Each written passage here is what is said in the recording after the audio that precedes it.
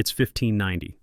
A lone English ship cuts through the choppy waters of the Atlantic, desperate to reach Roanoke Island, a fledgling colony perched on the edge of the unknown. Governor John White, gaunt and trembling, steps ashore after 3 years stranded in England, praying to reunite with his daughter, granddaughter, and 115 settlers. But what he finds is nothing. No families, no laughter, no trace of life. Only an empty fort, overgrown with weeds, and 2 cryptic clues: the letters CRO carved into a tree and the word Croatoan etched into a post. The settlers, men, women, children, had vanished into thin air. No bodies, no battle scars, no answers. This is the lost colony of Roanoke, a 400-year-old enigma that has haunted historians, archaeologists, and conspiracy theorists alike. Let's dissect every chilling detail, unravel the theories, and confront the terrifying question: what happened to them? To understand the horror, we must rewind. In 1587, under Queen Elizabeth I, Roanoke was England's first attempt at a permanent New World settlement. But this wasn't just a colonial experiment, it was a propaganda war. Spain dominated the Americas, and England needed a foothold. The settlers, led by White, arrived months too late to plant crops. Supplies dwindled. Tensions with the Second tribe exploded into violence when the English accidentally attacked allies, mistaking them for rivals. White's granddaughter, Virginia Dare, became the first English child born in the Americas, a symbol of hope. But by 1587's end, desperation forced White to sail back to England for reinforcements. Then, fate intervened. War with Spain froze all ships for 3 years. When White finally returned, the colony was a ghost town.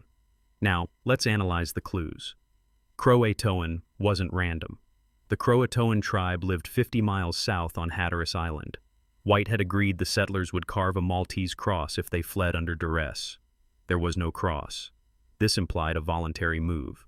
But why leave no clear trail? And why would 116 people, including infants and the elderly, disappear without a single artifact? Theory 1. Assimilation. In 1607, Jamestown settlers heard rumors from the Powhatan tribe. Survivors lived with natives.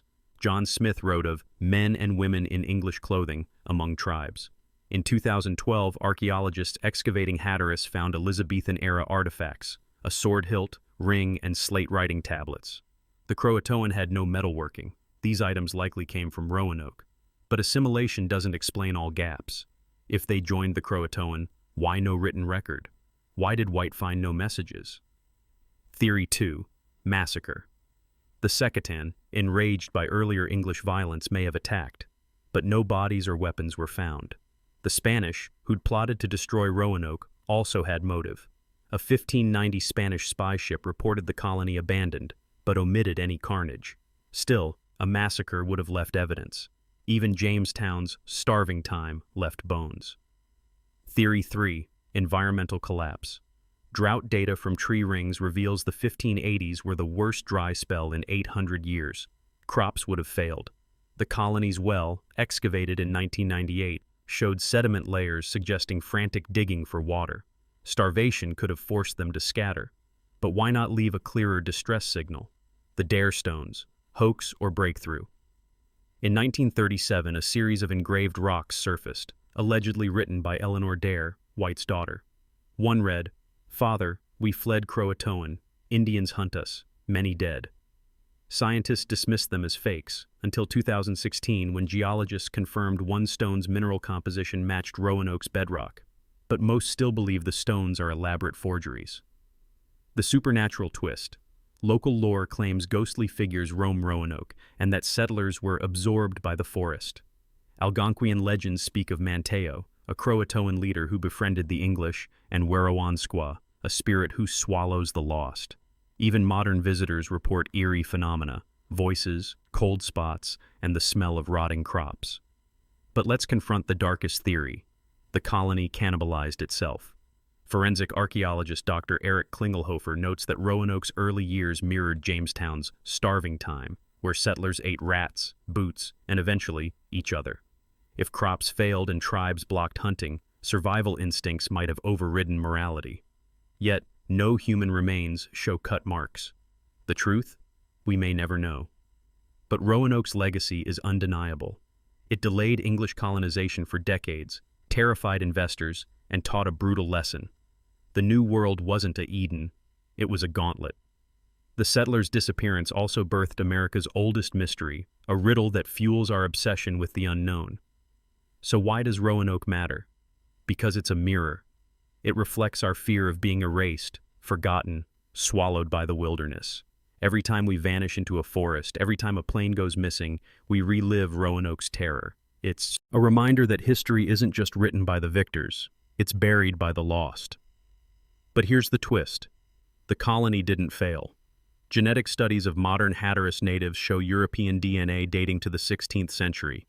In 2020, a team using ground-penetrating radar detected a hidden cluster of structures 50 miles inland, matching White's secret plan to move west. The search continues. The lost colony isn't just a cold case, it's a warning. A warning about hubris, about the cost of empire, and about the shadows that linger when civilizations collide. Those 116 souls didn't vanish. They're out there, in the soil, in the legends, in our nightmares. And their story begs us to ask, what lies hidden in your world just beyond the edge of the map? In 1912, a Lithuanian book dealer named Wilfrid Voynich entered a crumbling Italian villa, rumored to hold secrets older than the Renaissance itself. Inside a chest, beneath layers of dust and decay, he found a manuscript that would become the most unbreakable code in human history. Its 240 pages were filled with unknown plants, naked women bathing in green liquid, constellations that don't exist, and a script so alien, not even supercomputers have cracked it.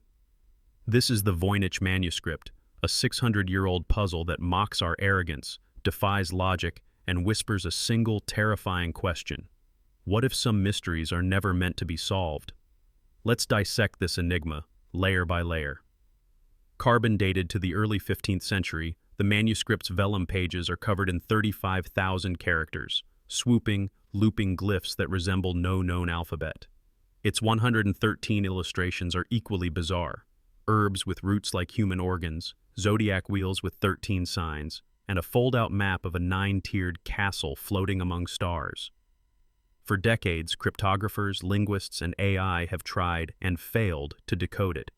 Even the NSA's top codebreakers, fresh from Wubwutu, called it a linguistic black hole. But here's where it gets stranger. The manuscript follows grammatical rules. Words repeat in patterns seen in real languages. Statistical analysis shows it's not random. It has the rhythm of poetry or recipes. Yet no one can parse a single sentence. Is it an elaborate hoax, a lost language, or something darker? Let's break down the theories. Theory 1. A medieval forgery. Some claim it's a scam.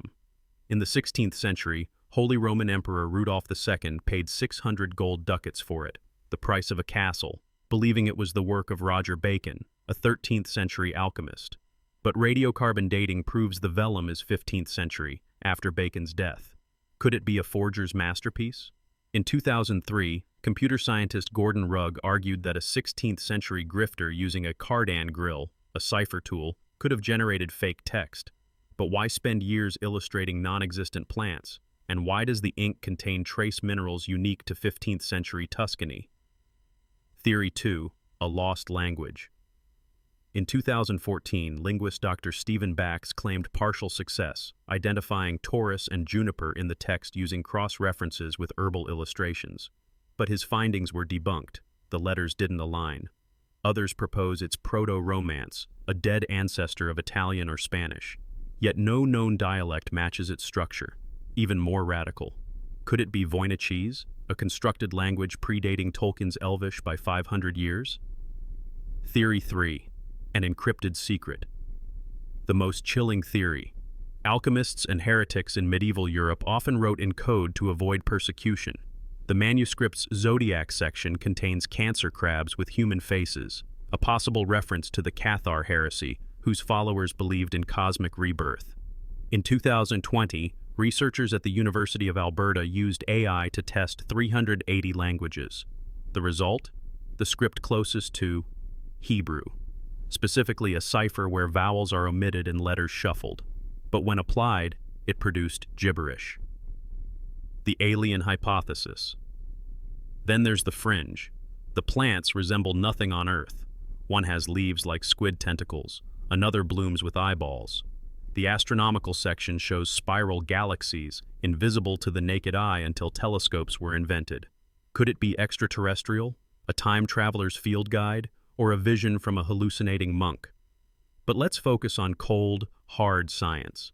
In 2011, the Macron Research Institute analyzed the ink. The blue hue? Crushed azurite, a pigment reserved for sacred texts. The red? Hematite mixed with human saliva. Someone licked these pages as they painted. Who? We don't know. Marginal notes in 15th century German suggest it passed through the hands of Rudolf II's court physician, who believed it held the elixir of life. The darkest twist, a cursed object. Owners of the manuscript have met bizarre fates. Wilfred Voynich died suddenly after poison-like symptoms. William Romain Newbold, a philosopher who claimed to decode it, went mad and starved himself. Even modern researchers report nightmares of shadowy figures and migraines when studying it. Coincidence? Or does the book defend its secrets? Now let's confront the unthinkable. What if the manuscript isn't meant to be read? Medieval texts often blended science, magic, and faith. The Voynich could be a devotional object, its language a form of glossolalia, divine speech meant to be felt, not understood. The bathing women might represent souls cleansing in Eden's rivers, the plants symbolic of spiritual virtues. But why encrypt symbolism? The truth? We're no closer today than in 1912. But here's why this matters. The Voynich manuscript is a mirror. It reflects our obsession with knowing, and the dread that some truths are too vast, too alien for the human mind. Every time we invent a new code break-in, the manuscript laughs. ChatGPT, neural networks, it swallows them all. Yet, there's hope. In 2017, botanist Arthur Tucker claimed the plants match 16th century Mexican flora. Could it be a Nahuatl herbal manual lost during the Spanish conquest? A 2021 study found subtle quipu-like knots in the text, a Incan recording system. But no Mesoamerican culture used vellum. The puzzle deepens. Ultimately, the Voynich manuscript is a riddle wrapped in a myth, buried in a lie. It defies categorization, mocks logic, and endures as a monument to the unknown. Maybe it's a dying alchemist's last joke. Maybe it's a warning. Or maybe, centuries from now, someone will crack its code and find nothing but nonsense. A prank that fooled the world for 600 years. But until then, it remains a ghost in the machine of human progress. A reminder that for all our algorithms, satellites, and swaggering intellect, the past guards its secrets jealously. So the next time you scroll through a solved world, remember the Voynich. Somewhere, in a Yale library vault, it waits, patient, silent, unreadable, and perhaps alive. The Atlantic Ocean, December 1872.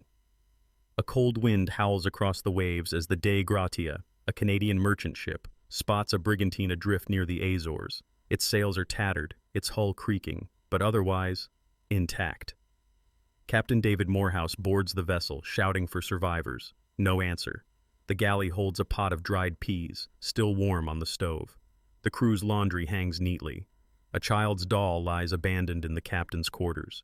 But of the 10 souls who'd boarded the Mary Celeste a month earlier, Captain Benjamin Briggs, his wife, 2-year-old daughter, and 7 seasoned sailors, there is no trace, no blood, no struggle, no bodies, just a ghost ship sailing itself into legend. This is not a ghost story. This is real. And 150 years later, we still don't know what the hell happened. Let's reconstruct the nightmare. The Mary Celeste left New York on November 7, 1872, bound for Genoa with 1,700 barrels of industrial alcohol. Briggs, a devout family man with a spotless record, captained the ship. His last log entry, dated November 25th, noted calm seas and good progress. Then, silence. When the Dei Gratia found her on December 4th, the ship was a paradox. The cargo was secure. The crew's valuables, gold watches, jewelry, 35,000 in cash, worth of 5,000 in cash, worth 850,000 today, remained untouched. But the lifeboat was gone. The ship's papers, except the logbook, vanished. A sword was found beneath Briggs' bed, its blade faintly stained. And the hull? A A single cryptic clue, a long, shallow gash along the keel, but no structural damage. Now let's dissect the theories, each more chilling than the last. Theory 1. Mutiny. Mutinies leave evidence.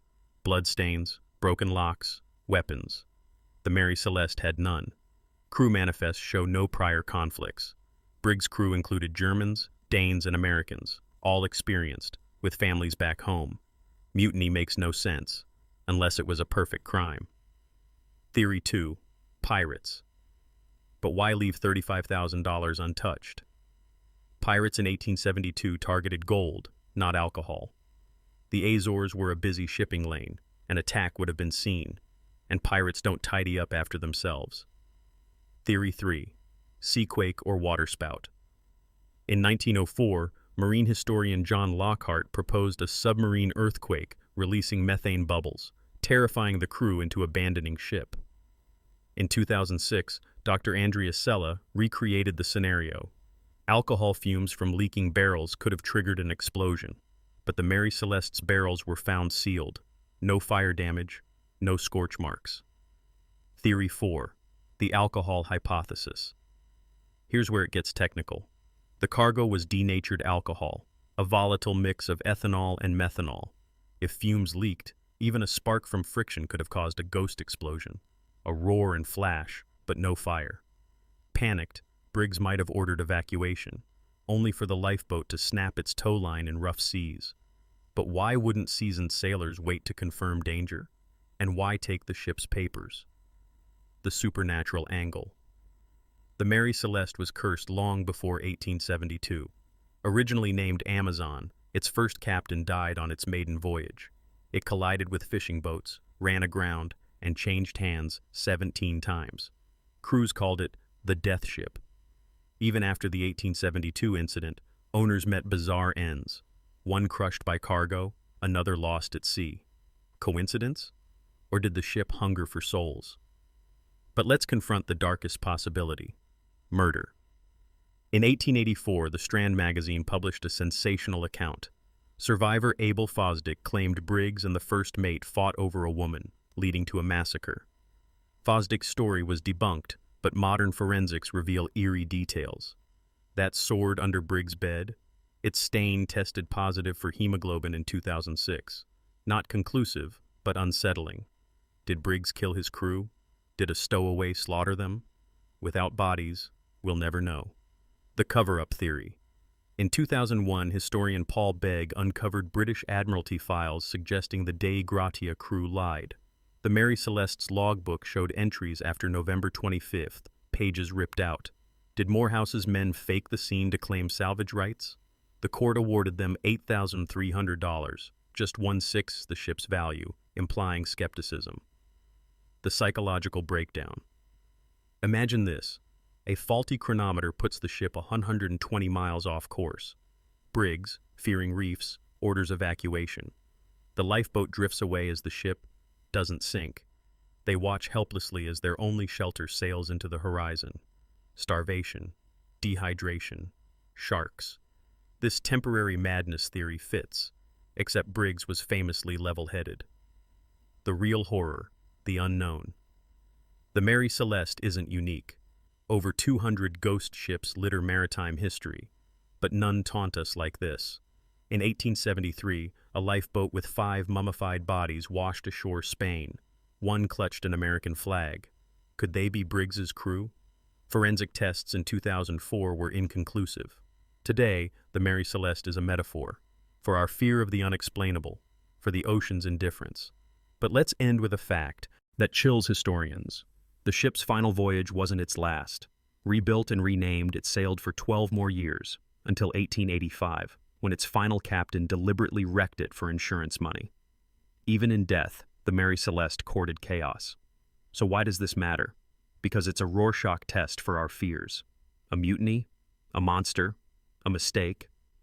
The truth is gone, swallowed by the same waves that keep the Mary Celeste's secrets.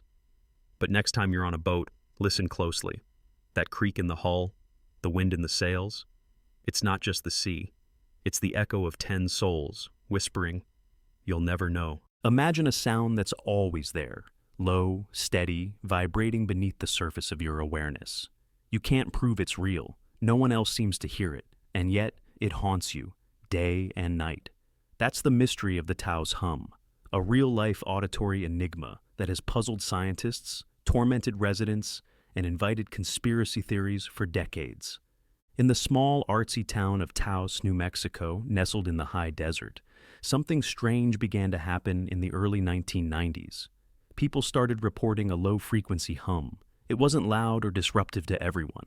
In fact, only about 2% of the population could hear it. But for those who could, it wasn't just a background annoyance. It was an inescapable, intrusive force, a sonic shadow that followed them everywhere. It wasn't like traffic or machinery or any identifiable noise.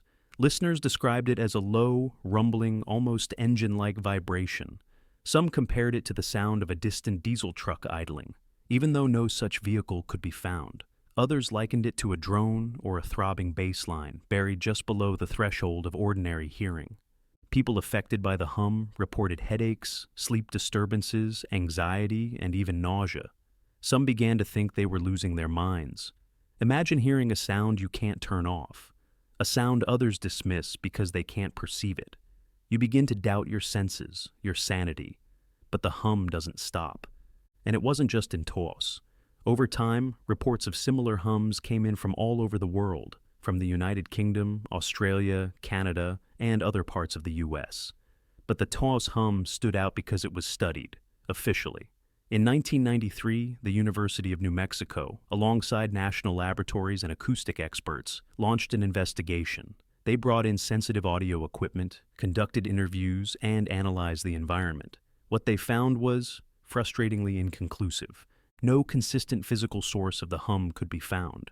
Some researchers suggested it might be internal, a phenomenon called autoacoustic emissions, where the human ear itself generates sounds. Others proposed it could be related to very low-frequency radio waves, known as extremely low-frequency or ELSF waves, which can interact with the human brain and body in unusual ways. Some speculated that industrial equipment, power lines, or underground seismic activity could be generating the noise. But here's the catch. Even in areas with no significant infrastructure, people heard the hum. In completely quiet rural zones, far from cities or factories, the noise persisted. And perhaps more disturbing, in soundproofed environments, the hum remained. That suggested it might not be a typical auditory stimulus at all. What if the sound was not entering through the ears, but being perceived directly by the brain? Some researchers looked into the idea of brain sensitivity to certain frequencies. Could it be that some people's brains are wired differently, more sensitive to frequencies just below or above the normal human hearing range? If so, that would explain why most people hear nothing, while a small percentage suffer. But even then, the question lingers. What is producing the frequency in the first place? There are those who believe the answer lies not in science, but in secrecy. Conspiracy theorists have long claimed that the Taos hum might be the result of secret military experiments, possibly involving HAARP, the High Frequency Active Auroral Research Program, a controversial U.S. research initiative that has been accused of everything from weather manipulation to mind control. Some even think the hum is part of a mass surveillance system or an attempt at psychological warfare. While there's no hard proof, the fact that major government labs investigated the hum and failed to produce answers only fueled the fire. Others have turned to more spiritual or metaphysical explanations. Some Native American traditions speak of earth energies, natural frequencies that resonate through the land. Could it be that certain individuals are tuning into the planet's own low-frequency rhythms, something akin to the Schumann resonance, the Earth's natural electromagnetic hum? Or could the answer lie in the intersection between perception and belief? A psychological phenomenon known as nocebo effect suggests that when people believe something is harmful or disturbing, they start to experience real symptoms, even in the absence of an external cause. Could the hum be a self-reinforcing loop of belief, perception, and physiological reaction? But that theory doesn't satisfy everyone.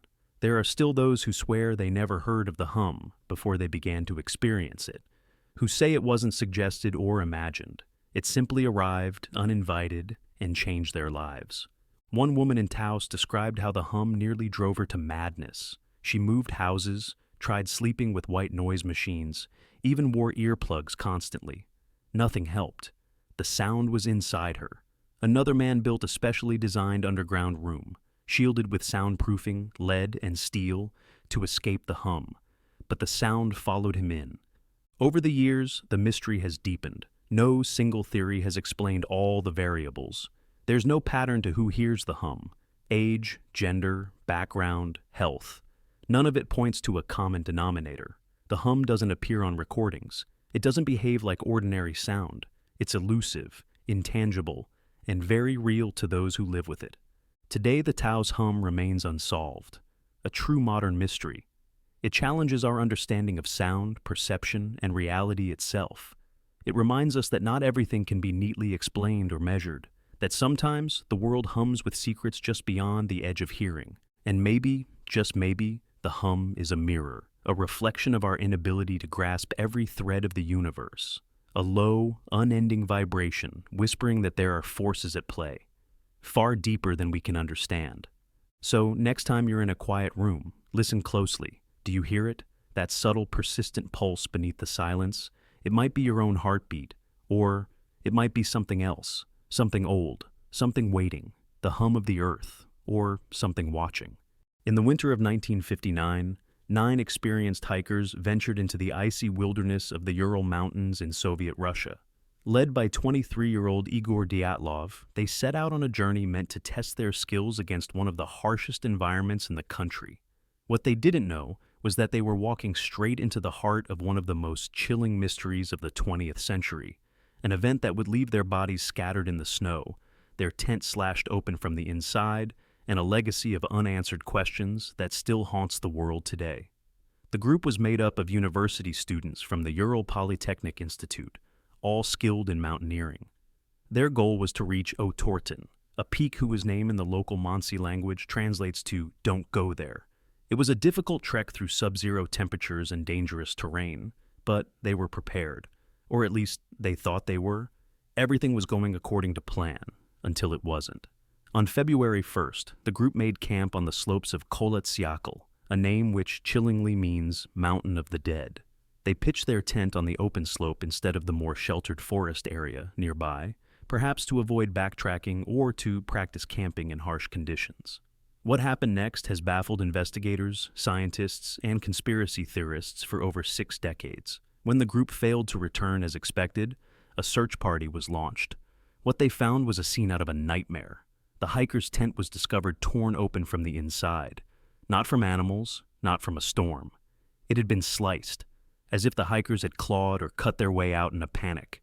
Their boots, jackets, gloves, all the essentials for surviving the deadly cold, were left behind inside the tent. Some members fled barefoot, into temperatures that plunged to minus 30 degrees Celsius. Their bodies were found scattered over a kilometer from the tent.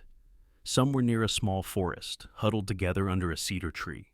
Others were found further away, as if trying to return to the tent.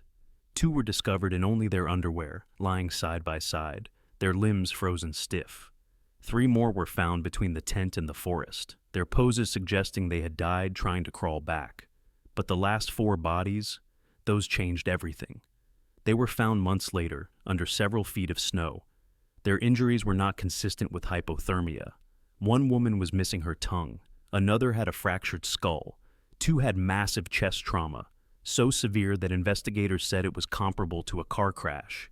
Yet, bafflingly, there were no external wounds, no bruising, no cuts, just crushing internal damage, no animal tracks, no signs of struggle, no evidence of an avalanche. The trees near the cedar were charred, as if scorched by intense heat. Radiation was found on the hikers' clothes, not all, just some. And most haunting of all, their skin had a strange orange hue, and their hair appeared to have turned gray. So, what happened to the Dyatlov group that night? The official Soviet investigation concluded only that a compelling natural force caused the deaths. But that vague phrase opened the door to a flood of speculation. One theory suggests an avalanche startled the group, causing them to flee in terror. but there was no sign of snow displacement consistent with an avalanche. Another theory revolves around infrasound. Low-frequency winds generated by the unique geography of the mountain could have induced feelings of panic, confusion, and dread, driving the group to madness. But could that explain the brutal injuries? Others believe the Soviet military was testing secret weapons in the area. There were reports of glowing orbs in the sky that night, orange spheres floating above the mountains. Witnesses in nearby towns confirmed it. Could the hikers have stumbled into a classified test zone? Some say yes. That an explosion, perhaps from a parachute mine or an unknown weapon, startled them, injured some, and forced them into disarray. Then there's the more disturbing theory, that the hikers were victims of an encounter with something not of this world. The combination of radiation, strange lights, missing body parts, and the complete lack of external trauma has led many to believe that what happened wasn't natural, or even human. Some point to indigenous legends of spirits or supernatural forces that guard the mountain. Others whisper of aliens, a close encounter that ended in tragedy. And then there's the theory that some members of the group turned on the others, driven by paranoia, hallucinations, or perhaps something darker. Decades later, the Russian government reopened the case in 2019. Their final explanation? An unusual type of avalanche. Yet, most experts remain unconvinced. Avalanche dynamics couldn't account for the internal injuries without surface damage. It couldn't explain why some of the group had no shoes or clothes, or why they didn't try to take the gear with them. What makes the Dyatlov Pass incident so haunting isn't just the deaths, it's the silence, the absolute void of clarity. 9 young people died in a remote mountain pass in ways no one can fully explain. They were healthy, prepared, experienced. But something, some force, natural or unnatural, tore through their camp, ripped apart their plans, and ended their lives in panic and pain. Their final moments remain frozen in time, buried in snow, and wrapped in mystery. We may never know what really happened that night in 1959, but the image of that torn tent, the barefoot footprints in the snow, and the crushed, broken bodies of friends who never came home, it lingers. It speaks to something beyond our understanding. In a world of logic and reason, some stories refuse to be explained. And maybe that's why they haunt us, because we fear the dark. We fear the unknown. And we fear the moment when we, too, might hear a sound in the night, feel a pressure in our chest, and realize something impossible is standing just outside the tent. He called himself the Zodiac, and for decades he taunted police, newspapers, and an entire country with one terrifying message. He was killing, and he would never be caught. From the late 1960s through the early 1970s, Northern California lived in the shadow of a faceless predator. He struck without pattern, spoke in ciphers, and fed on fear. The Zodiac Killer wasn't just a murderer, he was a myth in the making, a ghost who sent letters soaked in arrogance and blood, daring the world to unmask him. But to this day, no one truly has. The nightmare began on December 20th, 1968, in the quiet town of Vallejo. Teenagers Betty Lou Jensen and David Faraday were shot dead in a Lover's Lane-style ambush. No theft, no apparent motive, just execution-style murder. 6 months later, it happened again. Darlene Ferrin and Mike Mageau were gunned down in their car. This time, the killer called the police himself to report the crime, claiming responsibility for both murders. Calm, collected, without remorse. Then came the letters. The first one arrived at 3 major newspapers: the San Francisco Chronicle, San Francisco Examiner, and Vallejo Times-Herald. Inside, a handwritten confession, and a 408-symbol cryptogram. The killer demanded the cipher be printed on the front page, threatening to kill again if ignored. "This is the Zodiac speaking," he wrote, his signature line. A chilling new identity was born. The Zodiac's cryptic messages were more than just boasts. They were puzzles, coded madness designed to confuse and terrify. The first cipher was cracked by a high school teacher and his wife. It read, "I like killing people because it is so much fun." Cold, merciless. But what it didn't reveal was his name. That, he promised, was hidden in another cipher, one that remains unsolved to this day. The Zodiac's attacks continued, each more brazen than the last. In September 1969, Brian Hartnell and Cecilia Shepard were picnicking at Lake Berryessa, when a man in a bizarre, hooded costume approached them. He wore a black executioner-style mask with a white crosshair symbol on his chest. He tied them up, then stabbed them repeatedly with a foot-long knife. Brian survived. Cecilia did not. On their car door, he scrawled the dates of his previous murders and signed it with his symbol, the crosshairs of a rifle scope. Only 2 weeks later, he struck again, this time in the heart of San Francisco. Cab driver Paul Stein was shot in the head, execution style. The killer took a piece of Stein's bloody shirt and mailed it to the Chronicle as proof. He was escalating, growing bolder. A killer playing chess with the city. But then, he vanished. The killing stopped. The letters slowed. And the Zodiac slipped into legend. Police investigated over 2,500 suspects. None confirmed. Theories piled up. A jilted lover. A disgruntled teacher. A military man with a taste for codes. But there was no match. No smoking gun. Just dead ends. One suspect stood out. Arthur Lee Allen. A former school teacher, fired for inappropriate behavior. He owned the same brand of typewriter used in the letters, wore a Zodiac brand watch with the killer's symbol, lived near the crime scenes. A search of his home revealed cryptic writings, bloody knives, and disturbing items. But handwriting experts claimed the letters didn't match. His DNA didn't match either. And when Allen died in 1992, the mystery died with him. Or so it seemed. Decades passed. The Zodiac faded into urban legend, a real-life boogeyman. But he never really left. In 2020, an international team of codebreakers finally cracked one of his unsolved ciphers, the so-called 340 cipher. Hidden in the code was a disturbing message. I hope you are having lots of fun in trying to catch me.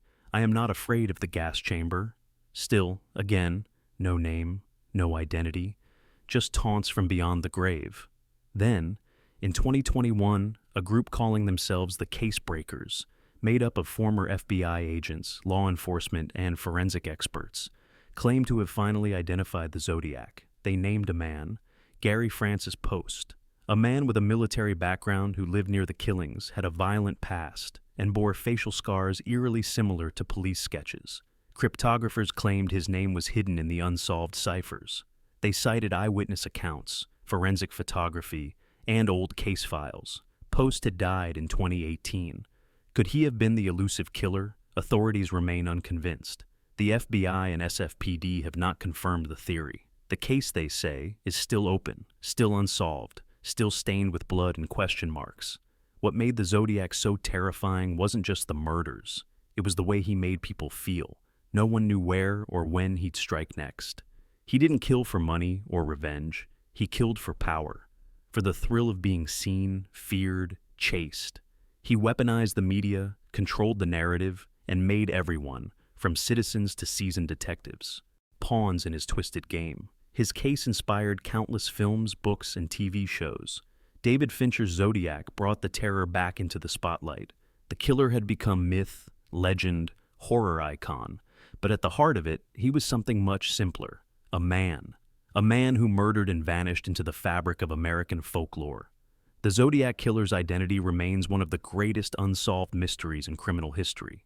His letters still sit in evidence rooms, his ciphers studied by thousands. His face, sketched but never truly seen, still haunts those who remember the fear. Maybe he was caught. Maybe he died. Maybe he never even existed as we imagine him. But the terror he created was real. The bodies were real. The screams, the letters, the silence that followed, all real. And until the truth emerges, the question will echo like a cipher through time. Who was the Zodiac killer? It was buried beneath the sea for nearly 2,000 years, hidden in the wreckage of a forgotten ship, resting quietly off the coast of Antikythera, Greece. No one expected to find it. No one could have imagined what it truly was. When divers first pulled it up in 1901, it looked like nothing more than a corroded chunk of bronze and wood. But what lay beneath the encrusted surface would go on to rewrite the history of technology and shake our understanding of ancient civilization to its core. This is the story of the Antikythera Mechanism, a device so advanced, so shockingly precise, that some have called it the world's first computer, a machine built over 2,000 years ago that shouldn't have existed at all. The wreck where the mechanism was found is believed to have sunk around 60 BCE, but the device itself dates even further back, around 100 BCE, ancient Greece, a time of philosophers and poets, of scholars and mathematicians. But no one, not even the most visionary mind of that era, was believed to have possessed the technology needed to build such a machine, and yet, it existed. At first, the mechanism's true purpose was unknown. It took decades of study before experts began to piece together its function, and what they found was staggering. Inside this rusted artifact was a complex system of interlocking gears, at least 30 of them, possibly more, now lost to time, each tooth carved with unimaginable precision, each wheel moving in perfect harmony with the others. This was no ornament, no toy. This was a machine designed with purpose, with intention, and that purpose? To track the cosmos. The Antikythera Mechanism was an astronomical calculator. It could predict the movements of the sun and moon. It could track lunar and solar eclipses. It could chart the cycles of the planets known at the time. It even had a dial to track the 4-year cycle of the Olympic Games. This wasn't just a clock. It was a mechanical universe, built by hands from a time when humanity was not supposed to understand such things. Think about what that means. This device, built in the 1st century BCE, could do what no other machine would accomplish for over 1,000 years. It anticipated celestial motion. It modeled time in a way that was deeply scientific, deeply mathematical, and eerily modern. How? That's the question that has haunted historians and scientists alike. How could such precise engineering exist in an age without complex tools? How did they shape such fine gear teeth without lathes or drills or computers? The craftsmanship suggests a knowledge of gear ratios, astronomy, and mathematics that wasn't supposed to exist until the Renaissance, and in some cases, not until the modern era. Even more unnerving, nothing like it has ever been found from that period. The Antikythera Mechanism isn't just advanced, it's an outlier, a singularity.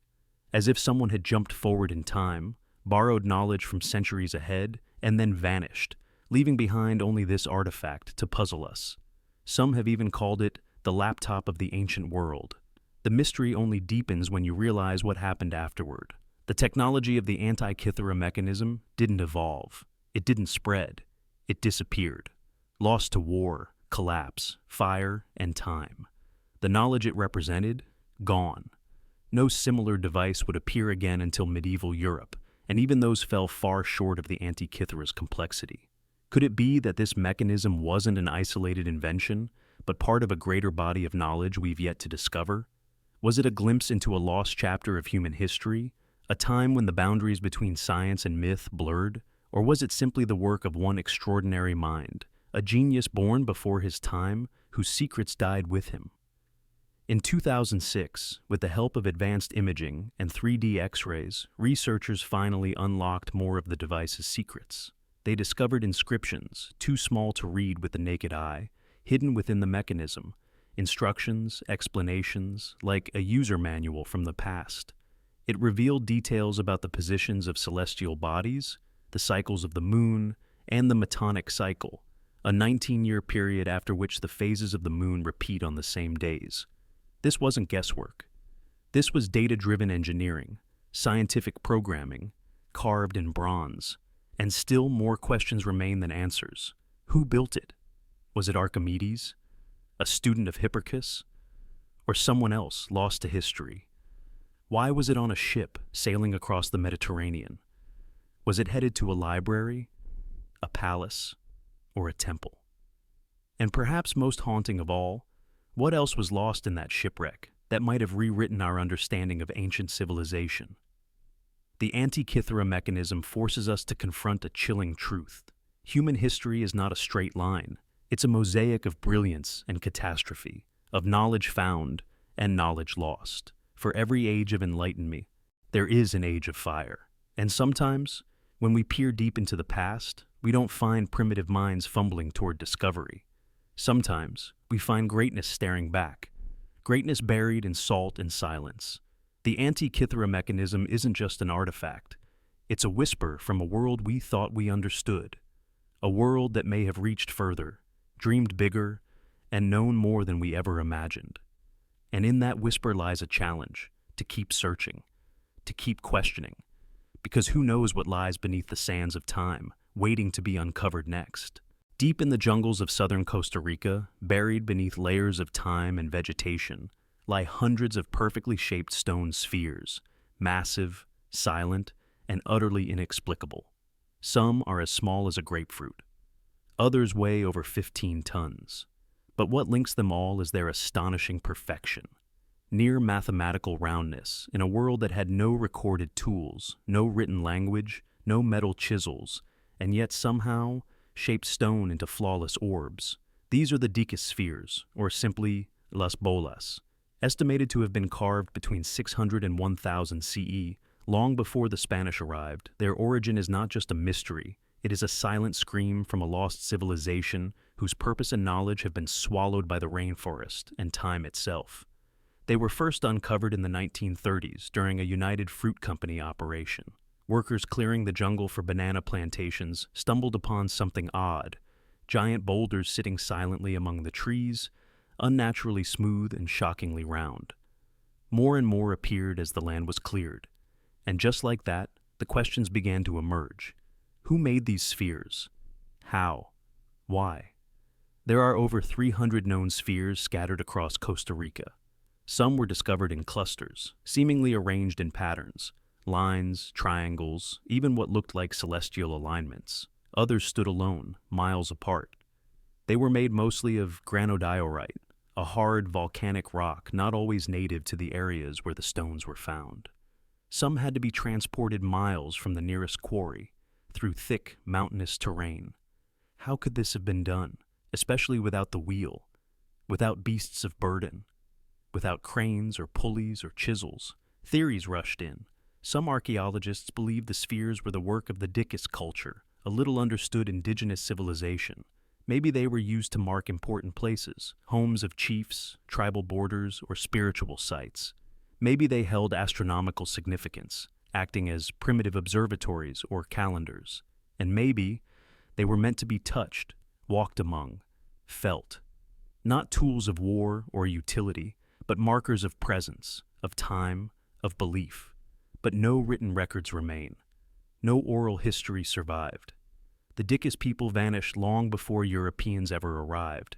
And when the Spanish came, they found the spheres but no stories. No keepers of knowledge. Just stones. Stubborn and quiet. The stone's incredible symmetry adds another layer of enigma. Modern measurements have shown some of them to be nearly perfect spheres, accurate to within millimeters. This kind of precision wasn't just unlikely.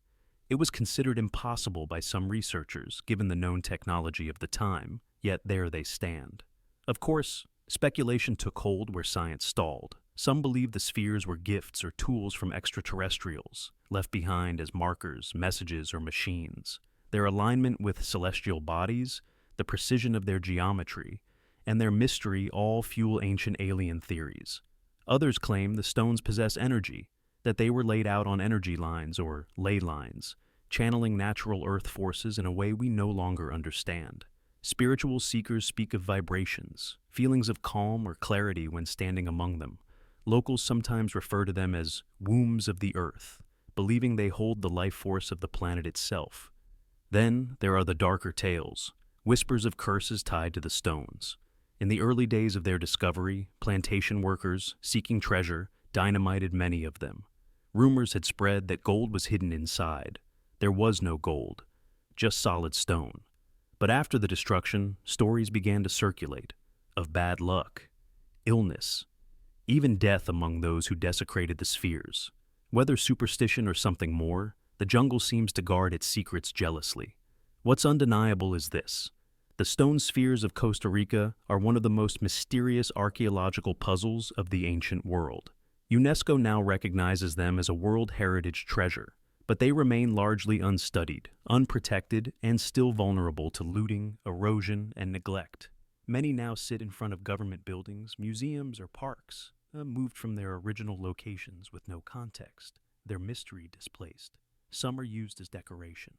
Others are hidden away in private gardens, their stories locked behind fences, and yet they endure, silent relics of a people who mastered something that even today confounds us: In an age where every corner of the world is being mapped, measured, and monetized, these spheres stand as a quiet rebellion against certainty, against the arrogance of assuming we know everything.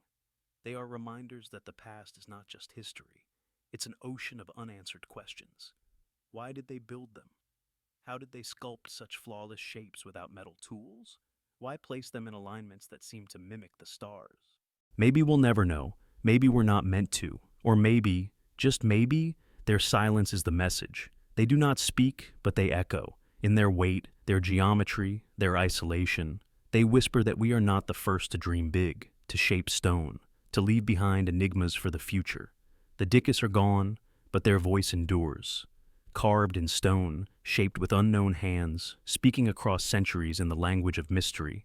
In the quiet, fog-shrouded waters off Nova Scotia, there lies a small island, unassuming, silent, but hiding a secret that has obsessed generations. Oak Island, a place whispered about in taverns and studied in dusty libraries, a land marked not by what can be seen, but by what lies buried beneath its surface.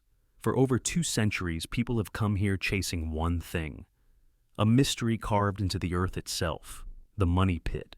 It began in 1795, when a young man named Daniel McGinnis stumbled upon a strange depression in the ground beneath an old oak tree. The tree had an unnatural scar, a block and tackle hanging from its thick branch. Beneath it, the soil was soft, as if something had been buried there, or someone didn't want it found. McGinnis and his friends began to dig.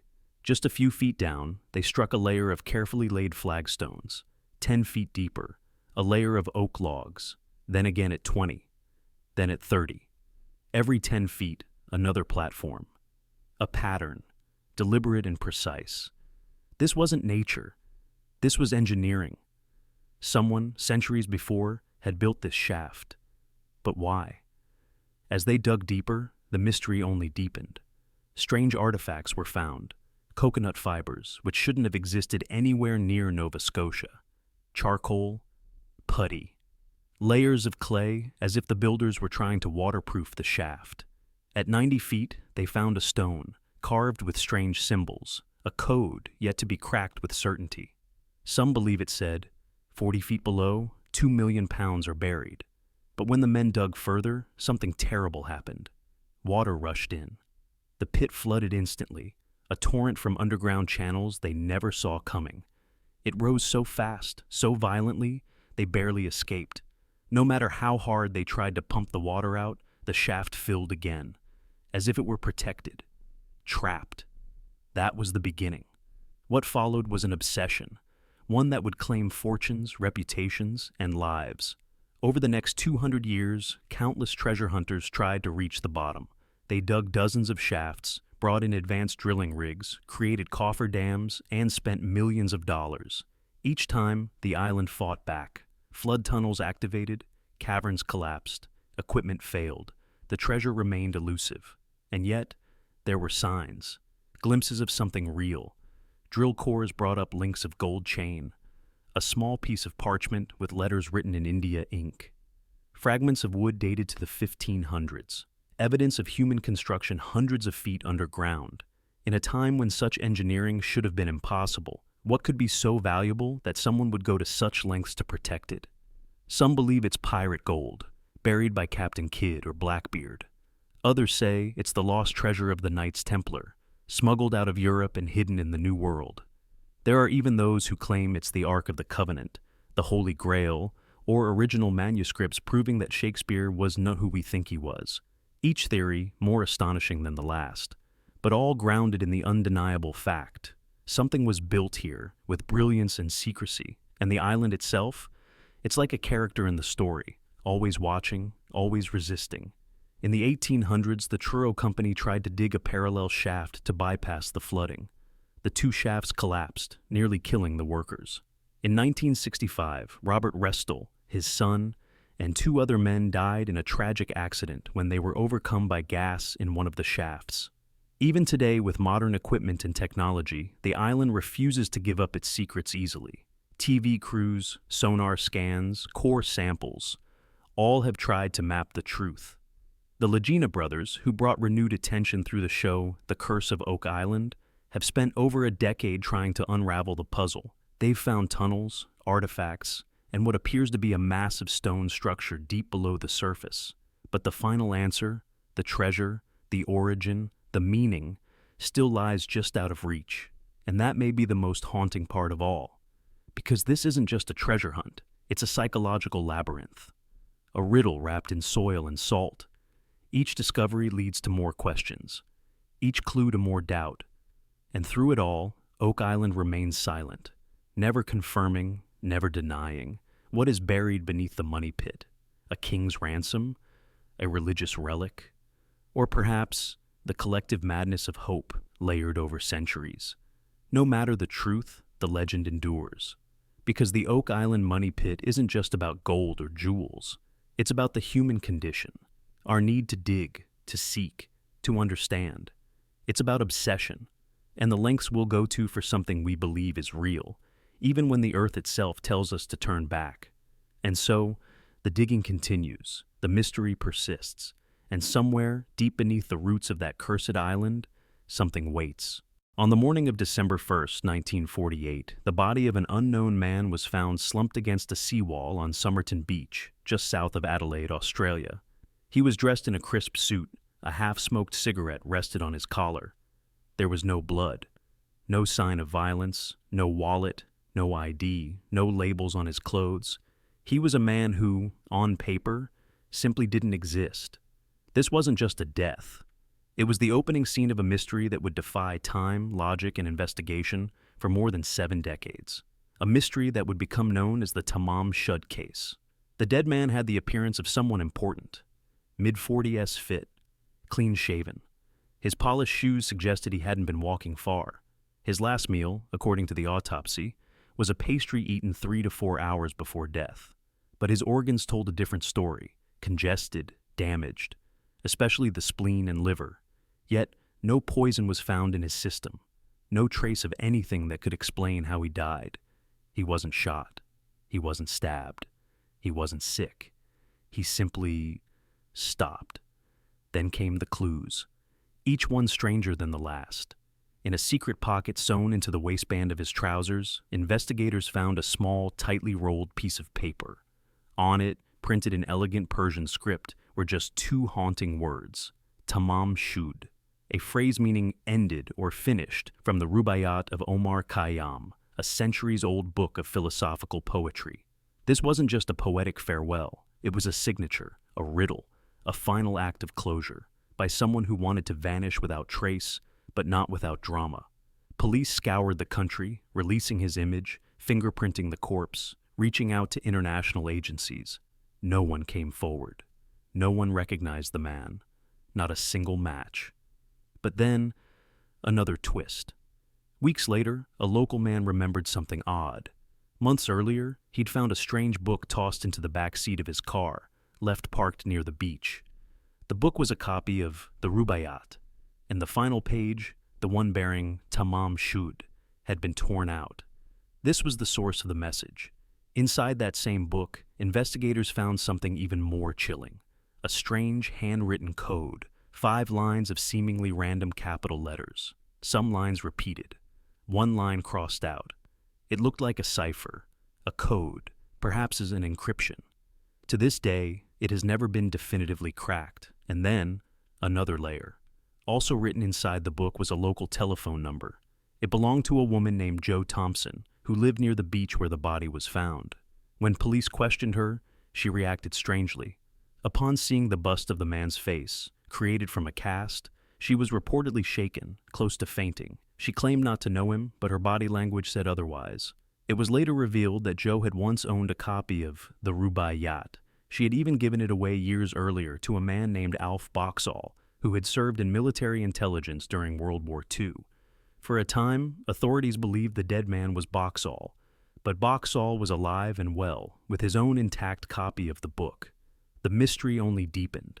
Who was the Somerton Man? A scorned lover? A spy? An assassin? A defector? The Cold War was beginning to shadow the globe, and Adelaide was no sleepy town. It housed a nearby secret weapons research facility. Suddenly, the idea of espionage didn't seem so far-fetched. His polished shoes, his European appearance, His lack of ID, the untraceable labels, the code, it all felt like something straight from a spy novel. But if he was a spy, whose side was he on? And who silenced him? Years turned into decades. The body was buried in a simple grave marked The Unknown Man. But the story refused to die. In 2009, the case found new life when a university professor, Derek Abbott, became obsessed with solving it. He not only reanalyzed the cipher using modern techniques, but he also traced Joe Thompson's surviving family. Joe's own son, Robin, had an unusual set of features remarkably similar to the Somerton Man's. Rare ear shapes, dental anomalies, even a talent for ballet, just like the dead man was suspected to have had. Could Robin have been the son of the Somerton Man? And if so, was Joe lying all along? Eventually, Abbott went further. He partnered with genealogists and pushed for the body to be exhumed. And in 2021, after more than 70 years, the South Australian government finally agreed. The bones were fragile, the hair degraded, but DNA was retrieved. In 2022, after months of forensic work and genetic tracing, Abbott and his team identified the man. He was Carl Charles Webb, an electrical engineer from Melbourne, born in 1905. Not a spy, not a hitman, just a man who vanished from the official record in 1947. But even with the name, the mystery endures. Why did he come to Adelaide? Why the code? Why the Tamam Shud? Was he trying to disappear? Was he heartbroken, mentally unwell, or involved in something darker than anyone has ever uncovered? We now have a name, but no motive, a face, but no story. His past is pieced together only in fragments: divorce records, sparse employment history, and unanswered silence. The truth is, knowing who he was doesn't explain why he died the way he did, or why he wanted his end to be marked by poetry and code. The Tamam Shud case is no longer about identity. It's about intention. It's about a man who may have orchestrated his own mystery, crafting a legacy not in life, but in death. A man who made the world search for him, not to be found, but to be remembered. And maybe, just maybe, Tamam Shud wasn't a confession. Maybe it wasn't a suicide note at all. Maybe it was a challenge. In the heart of ancient Mesopotamia, once the cradle of civilization, lies a mystery so strange, so out of place, that it challenges everything we thought we knew about the technological limits of the ancient world. A mystery born not from myth or legend, but from the dusty shelves of a forgotten museum. An object that may suggest the ancients wielded power centuries ahead of their time. This is the story of the Baghdad Battery, and the question it forces us to ask: did ancient people truly harness electricity? The discovery itself was quiet, almost accidental. In the 1930s, in the village of Kujut Rabu, near Baghdad, workers digging among the ruins of the Parthian Empire unearthed a curious clay jar, just 6 inches tall. At first glance, it looked unremarkable. Simple pottery, aged and cracked by time. But when archaeologist Wilhelm Koenig examined it closely, he noticed something strange. Inside the jar was a copper cylinder, and within that cylinder, an iron rod. The components didn't make sense, not for storage, not for ritual. They seemed functional, mechanical. He looked deeper.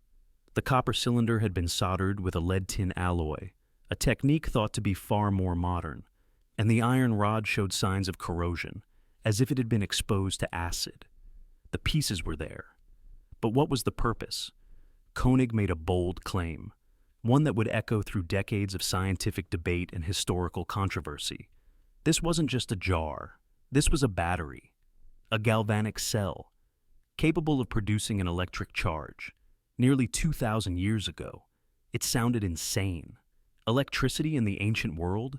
It flew in the face of everything we'd been taught, yet the evidence was undeniable. When replicas of the Baghdad Battery were filled with vinegar or grape juice, both mild acids, they produced voltage, not much, around 0.5 to 1 volt per jar, but real, enough to prove the concept, enough to light a faint glow in the darkness of human history.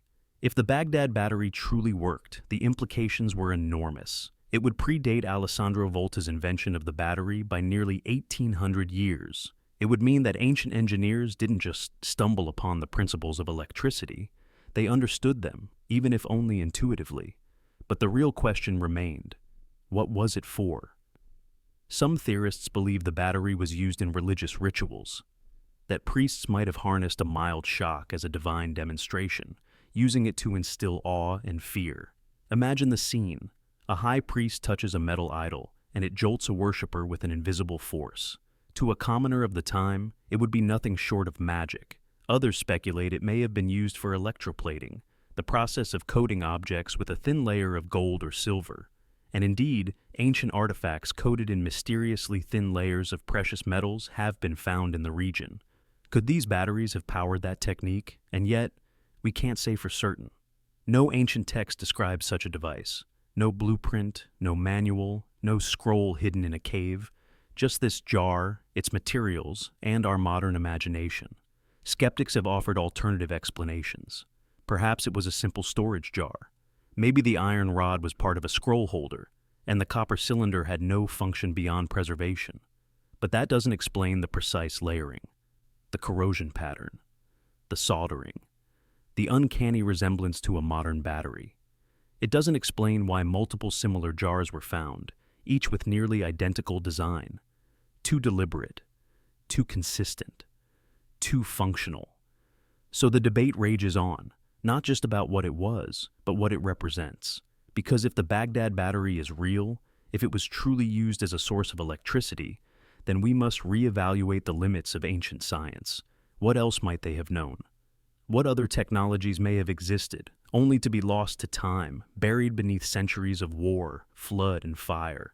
And here lies the most unsettling truth. History is not always linear. Knowledge doesn't always march forward. Sometimes it is forgotten, burned in libraries, lost in translation, buried in ruins. The Baghdad Battery might be a fragment of such a forgotten chapter, a whisper of what was once known. We often imagine the past as primitive, disconnected from the modern world. But discoveries like this remind us that intelligence, curiosity, and innovation are not bound by centuries. They are woven into the human spirit. If one ancient craftsman, 2,000 years ago, figured out how to build a battery, what else might he have dreamed of? What machines, what ideas, what sparks of genius were born and lost? In the end, the Baghdad Battery remains a riddle, a silent jar that may or may not have held electricity. But one thing is certain: it has reignited the spark of wonder in our search for truth. And in that spark, we are reminded, sometimes the future lies buried in the past. In the sweltering heat of July 1518, in the city of Strasbourg, then part of the Holy Roman Empire, now modern-day France, something unthinkable happened. A woman stepped into the narrow street and began to dance. Her name was Frau Trophea, and she moved not with joy, not to music, but with wild, frantic compulsion. There was no festival, no celebration, and yet she couldn't stop. What began as a strange sight quickly turned into a nightmare. Within days, dozens more joined her. Men, women, even children. Their feet pounded the cobblestones with bloody persistence. They danced in the streets, in alleyways, under the burning sun, and in the pouring rain, not for minutes, not for hours, but for days. This was no ordinary hysteria. This was something darker, more mysterious, and terrifyingly real. Historical records tell us that by the end of the first week, over 100 people were caught in this unrelenting trance. Their bodies convulsed, their limbs twitched. Eyewitnesses described blank stares and trembling lips. They begged for rest, but couldn't stop moving. Their feet blistered, bled, and split open. Still, they danced. Some collapsed from exhaustion, only to rise again, as if some invisible hand had marionetted their bodies. Officials, fearing the wrath of the heavens, called upon priests and physicians. But the advice they received was baffling. Doctors insisted it wasn't demonic possession. No, it was an illness of the blood. The cure, more dancing. The afflicted were herded into public spaces, accompanied by musicians hired to play instruments, hoping the rhythm would exhaust the madness out of them. But it only made things worse. By the end of the month, the number of dancers had reportedly surged past 400. People died. Some from strokes, others from heart attacks, many from sheer exhaustion. It's said that dozens perished, but the real death toll remains unknown, lost to time, erased in the blur of confused records and centuries-old silence. What could drive hundreds of people to dance themselves to death? This wasn't a one-time occurrence. Similar dancing plagues had surfaced before, in the 14th and 15th centuries across parts of Europe, but none as large, as well documented, or as horrifying as Strasbourg's. And still, no one can explain it. Modern scientists, historians, and psychologists have debated the cause for decades. One of the most compelling theories: mass psychogenic illness, a kind of collective psychological breakdown triggered by the extreme stress. You see, Strasbourg in 1518 was in the grip of famine. The people were starving. Disease was rampant. Political and religious tensions were boiling. Life was pain, and in pain, the human mind sometimes snaps. Could this have been the result of repressed trauma, a cultural convulsion? Another theory reaches into the world of biology: ergot poisoning. Ergot is a mold that grows on damp rye bread and contains compounds similar to LSD. It can cause hallucinations, spasms, delusions, even convulsions. Some believe the entire region may have consumed contaminated grain, triggering mass hallucinations. But that theory too has holes. Would ergot-induced fits really last for weeks? Would it spread so consistently, so selectively? Others have turned to the spiritual. Some saw it as divine punishment, others as possession. The church even attributed it to Saint Vitus, the patron saint of dance and epileptics. Religious processions were held to seek forgiveness. The dancers were eventually led to a shrine in the mountains, where they prayed, and many reportedly found peace. The plague simply stopped. As mysteriously as it had begun, it vanished. No clear explanation, no confirmed cause, only horror and silence. What makes the dancing plague of 1518 so chilling isn't just the surreal image of people dancing themselves to death.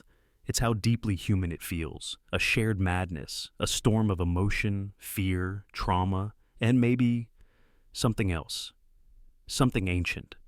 We like to believe that mass hysteria is a thing of the past, that we've grown too advanced, too aware, but are we really so different? We scroll endlessly through social feeds, caught in digital frenzies, our minds overloaded, overstimulated, yet numb.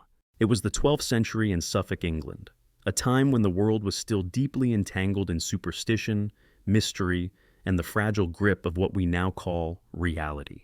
In the quiet medieval village of Woolpit, nestled between fields and forests, something happened that defied all logic, something no villager could explain, then or now. They were children, a boy and a girl, no more than 7 or 8 years old.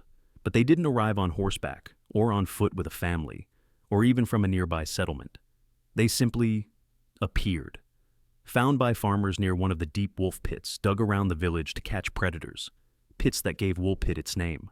The children were terrified, clutching one another, whispering in a language no one could understand, and their skin was green. Not pale, not olive, green. A soft vegetal hue, as if chlorophyll pulsed through their veins. Their eyes darted with confusion. They wore unfamiliar clothes made of a strange woven material no one had seen before. They weren't injured, but they looked weak, exhausted, as if they'd wandered from another world. The villagers brought them in, gave them shelter, and tried to feed them. But the children refused all food. Bread, meat, cooked vegetables. Everything was pushed away with confusion or disgust. Days passed. Then, in the corner of a garden, someone offered raw, broad beans. The children devoured them, ravenous. For weeks, it was the only thing they'd eat. Slowly, they grew stronger. The villagers were puzzled, frightened, but also captivated.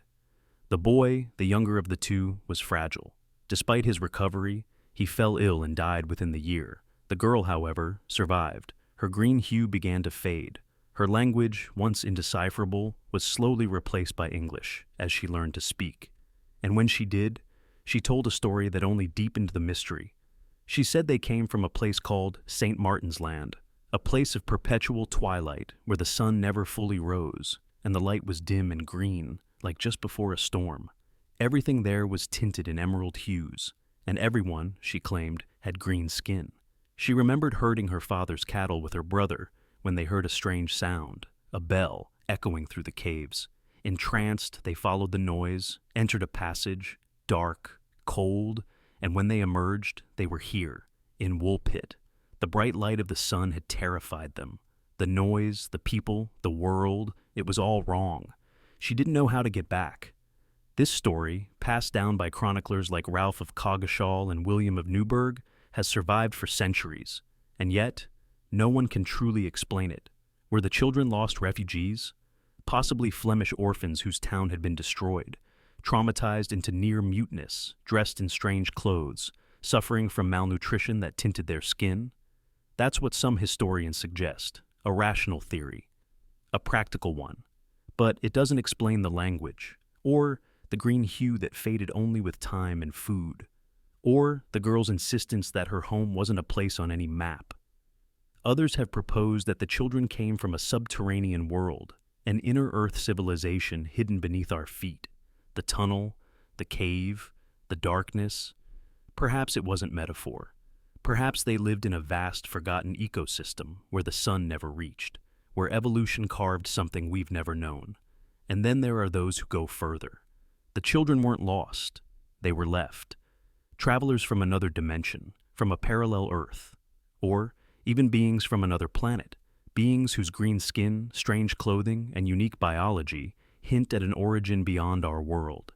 Maybe they slipped through a portal, or fell through a crack in the veil between realities. Maybe their story is just the briefest glimpse of something vast and hidden. Whatever the truth is, it left a mark on Woolpit. The girl eventually grew up. She worked in the house of a local knight, Sir Richard de Calne. Some say she was baptized. Others claim she lived a normal life. But the strangeness never left her. According to one chronicler, she was wanton and impudent, words that, in medieval times, described a woman who defied norms, who refused to be molded, who held secrets. So what do we do with this story? Do we file it under myth? Folklore? Dismiss it as the product of medieval misunderstanding? Or do we listen to it as a warning? That the world is still full of doors we don't see. That sometimes the cracks between here and somewhere else grow thin, and something steps through. The green children of Woolpit are more than just a fairy tale. They are an anomaly, a mystery that has endured nearly 1,000 years, and they force us to ask, what else is out there? What other stories lie buried beneath history, whispered by villagers, written in ancient books, dismissed by time? Because sometimes the oldest stories are the ones that ring the truest, and when we stop listening. It was August 15th, 1977, a warm, ordinary night in Ohio. At Ohio State University's Big Ear Radio Telescope, the stars pulsed in silence. The dish scanned the heavens, listening for whispers across the void, looking for something we'd never truly heard before, intelligent life beyond Earth. It had been running for years, and for years there was nothing, just static, cosmic background noise, until suddenly there wasn't. The telescope's computer printed a stream of alphanumeric data onto a long sheet of paper. Nothing unusual. But when astronomer Jerry R. Amon returned to review it days later, something caught his eye. A burst. A narrowband radio signal, 72 seconds long, coming from the constellation Sagittarius. It was so clear, so strong, and so utterly precise that he circled it with a red pen and wrote a single word in the margin. Wow. That moment, those 3 letters became one of the greatest space mysteries in human history. The wow. Signal wasn't just random noise. It matched the exact frequency hydrogen atoms emit, 1,420.456 megahertz. Hydrogen, the most abundant element in the universe. If any intelligent species wanted to make contact, sending a beacon using hydrogen's signature frequency would make perfect universal sense. It was like tuning into a galactic language. And for a fleeting moment, something spoke back. The signal came and went. It never repeated, never returned. Astronomers rescanned the area dozens of times in the following days, months, even years. Nothing. It was a scream in the silence, followed by absolute eternal quiet. But the question remains, what was it? Some have tried to explain it away with earthly logic. Was it a military satellite, a classified transmission, a bounce from Earth itself? All were considered. All were ruled out. The Big Ear telescope was designed specifically to avoid terrestrial interference. Its sensitivity and precision meant that any Earth-based contamination would have stood out like a sore thumb. But this signal was perfect. Too perfect. It lasted exactly 72 seconds, exactly how long the Big Ear could observe any point in the sky due to Earth's rotation. It began faint, grew rapidly in strength, peaked, and then faded, following the exact pattern you'd expect from a celestial object moving across the telescope's field of view. This wasn't random, this wasn't broken equipment. Something was there, and then it was gone. And the location? It was near a group of stars called Chi Sagittarii, distant suns in the direction of the galactic center. There are no known pulsars there, no supernovae, no stars doing anything that could explain what we heard. Just deep, dark space. Many believe it was a genuine signal from an intelligent civilization. Not a message, but a ping. A pulse. A hello, broadcast across the stars. Sent, perhaps, not to Earth specifically, but into the void, waiting for someone like us to hear it. Maybe it came from a civilization long gone. Maybe it was a stray fragment from a world we'll never find again. Or maybe it was deliberate, a test, a probe, a moment of contact, and then silence to watch how we respond. Decades passed. In 2017, a theory emerged suggesting that the signal could have come from a comet, specifically Comet 266P/Christensen, which happened to be in that part of the sky at the time. The theory argued that the hydrogen cloud surrounding the comet might have caused the emission. But there was a problem. Comets don't emit strong narrowband radio signals, not like that. And certainly not perfectly matched to the hydrogen line. The astronomical community was skeptical. The mystery remained. And maybe that's what makes the wow. Signals so terrifying, so utterly fascinating. It wasn't a message we could decode. It wasn't something we could trace. It didn't contain coordinates or binary math or a code book. It was a whisper. A single knock on the cosmic door, and we didn't know whether to answer. Jerry Amon, the man who circled the signal in red, would later say he doubted it was aliens, but he couldn't explain it, and neither could anyone else. We're left with a moment, a ripple in the quiet, and it's the not knowing that haunts us. What if we missed our only chance? What if it was a civilization light years away, reaching out before their sun died? What if they've been listening too, and our reply was never sent? And here we are, nearly 50 years later. Our telescopes are sharper, our algorithms smarter, our reach farther, but we've never heard anything like it again. That 72-second burst may be the closest humanity has ever come to touching the unknown. Not through visuals, not through dreams, but through raw, unfiltered data. The cold, electronic gasp of something not from Earth. Somewhere out there, in the vastness we still don't understand, there may be others, waiting, watching, or simply passing by, sending out bursts of sound, hoping someone hears. And we did, just once. It was early morning on June 30th, 1908. Deep in the heart of Siberia, near the Podkamennaya Tunguska River, the world was still asleep, silent, untouched, vast. The taiga stretched endlessly, an ocean of pine and swamp that had barely seen the footprint of man. But what happened that day would mark the most powerful explosion in modern history, and no one would truly understand it for over a century. At around 7:17 a.m., the sky cracked open. Witnesses hundreds of kilometers away described a blinding blue light moving across the sky, brighter than the sun, silent at first, eerily silent. Then came the sound, a low rumble that grew into a roar, shaking the earth, toppling people, and shattering windows. A shockwave swept across the forest with the force of thousands of atomic bombs. Trees were flattened in a radial pattern over an area of more than 2,000 square kilometers. Birds dropped from the sky. Wild animals fled in blind terror. And then, silence. No crater, no impact site. Just devastation. An estimated 80 million trees felled like matchsticks, pointing outward from a mysterious center that no one could reach for almost 2 decades. At that time, the region was so remote, so difficult to access, and that it wasn't until 1927 that a scientific expedition reached the site. Led by Russian mineralogist Leonid Kulik, the team was stunned by what they saw. Trees radiated outward in every direction, like a massive explosion had erupted from the air, but there was no hole in the earth, no impact rock, no debris, just scorched trunks and silence. What could cause such destruction?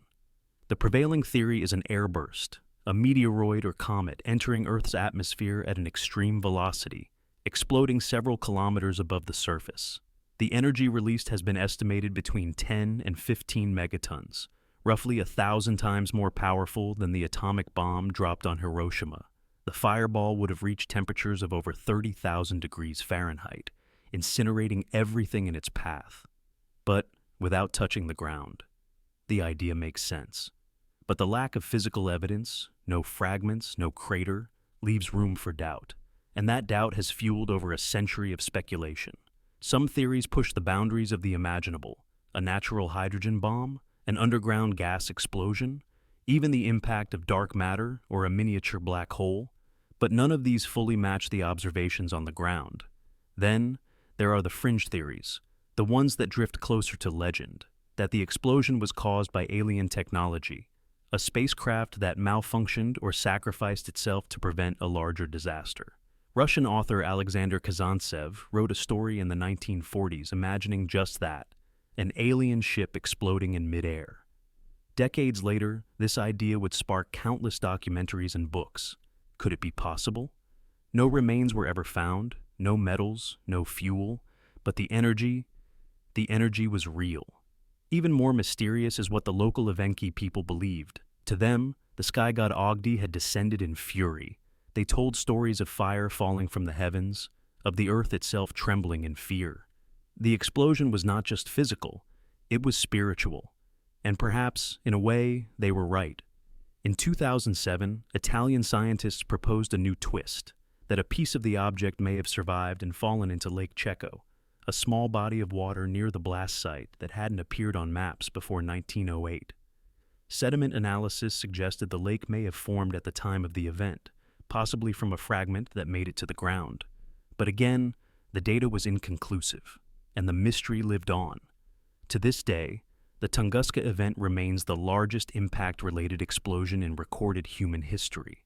And yet, it left us with no clear answers, no definitive proof, just questions. How often does the sky throw such fury at us? Could it happen again? NASA and other agencies track near-Earth objects daily now. Every passing rock is cataloged, its orbit analyzed. But in 1908, we had no warning, no tools, nothing. And still today, thousands of asteroids drift silently through space, undetected, unseen, potential time bombs. The Tunguska Event is more than just an explosion. It's a reminder, a whisper from the cosmos that we live on a fragile rock in a chaotic universe, that in one moment, without warning, everything could change, that somewhere, up there, the unknown is still watching, waiting. And beneath the flattened trees, buried in permafrost and silence, lies a mystery older than memory, deeper than science. The sky once screamed, and we still don't know why.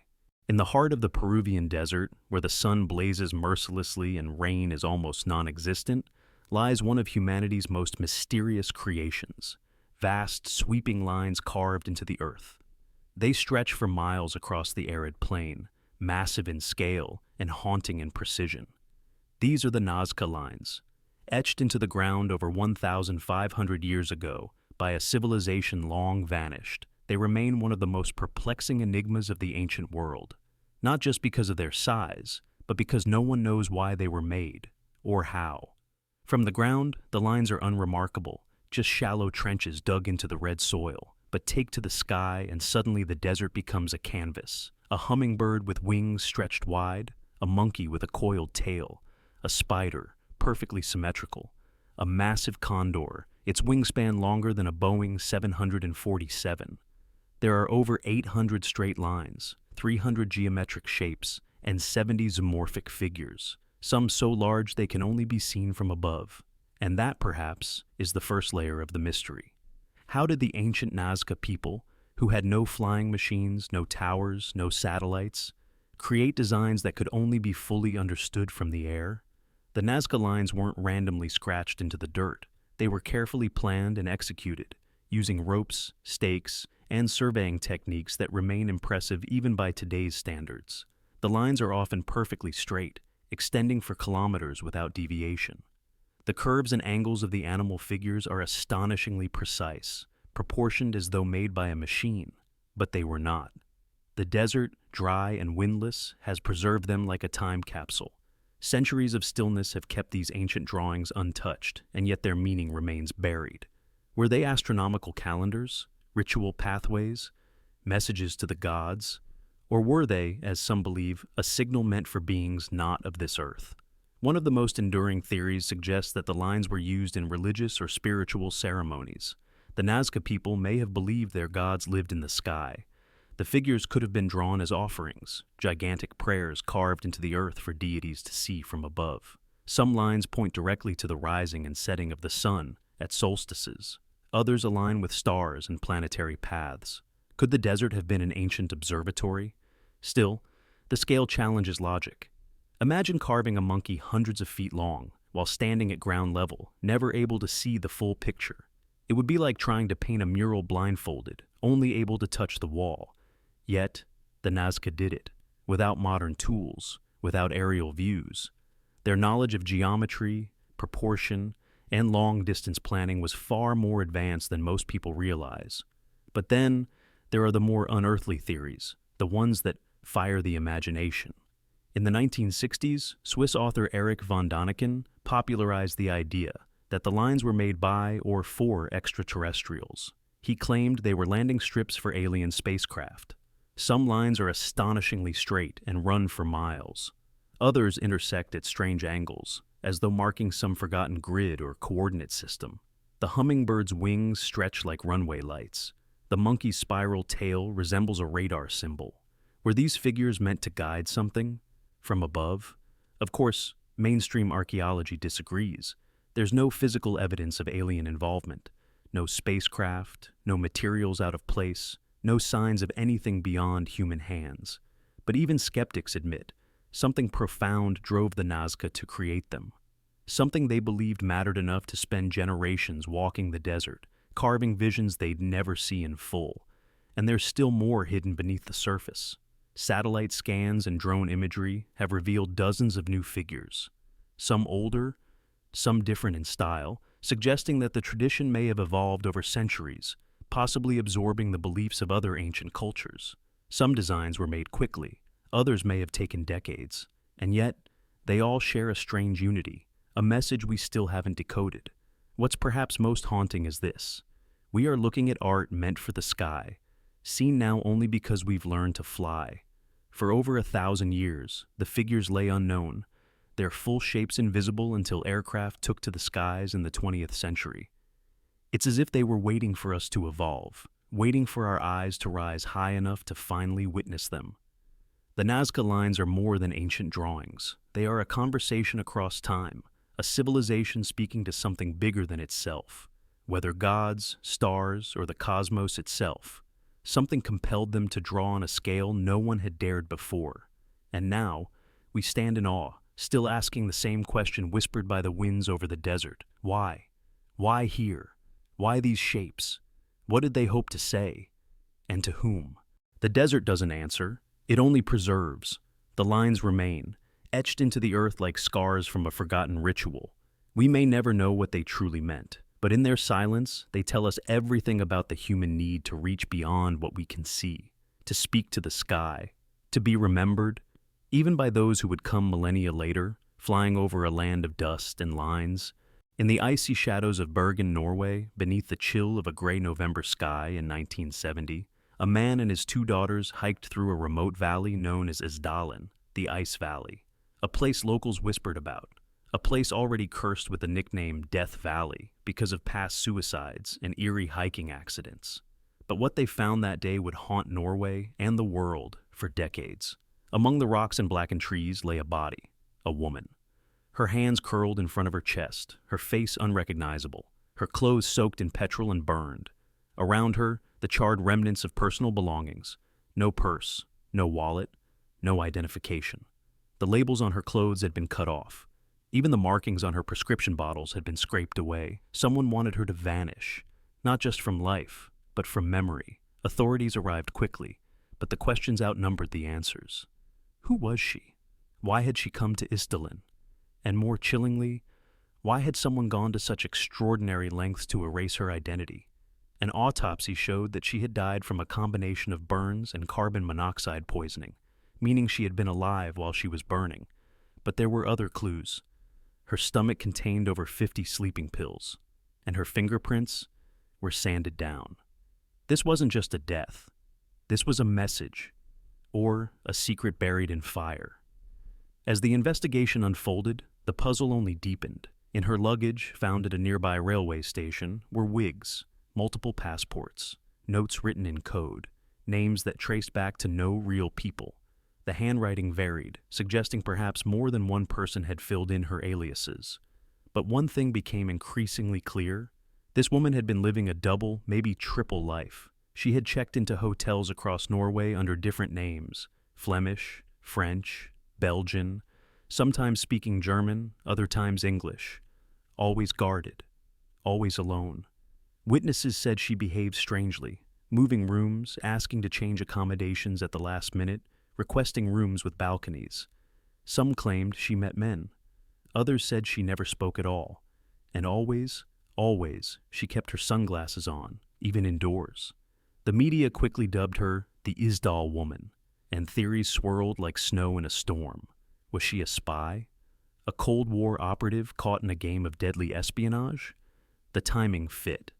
In the 1970s, Norway was quietly involved in top-secret NATO projects. Missile tests, military movement. Could she have been watching or sabotaging? Some investigators believed she was part of an Eastern Bloc spy ring. Her multiple languages, her false identities, the wigs, it all felt scripted from an intelligence dossier. And then there was her strange trip to a remote fjord just days before her death, a location near a classified military test. Coincidence? Or final mission? But there were other theories too, darker, more personal. Was she on the run from someone? Or something?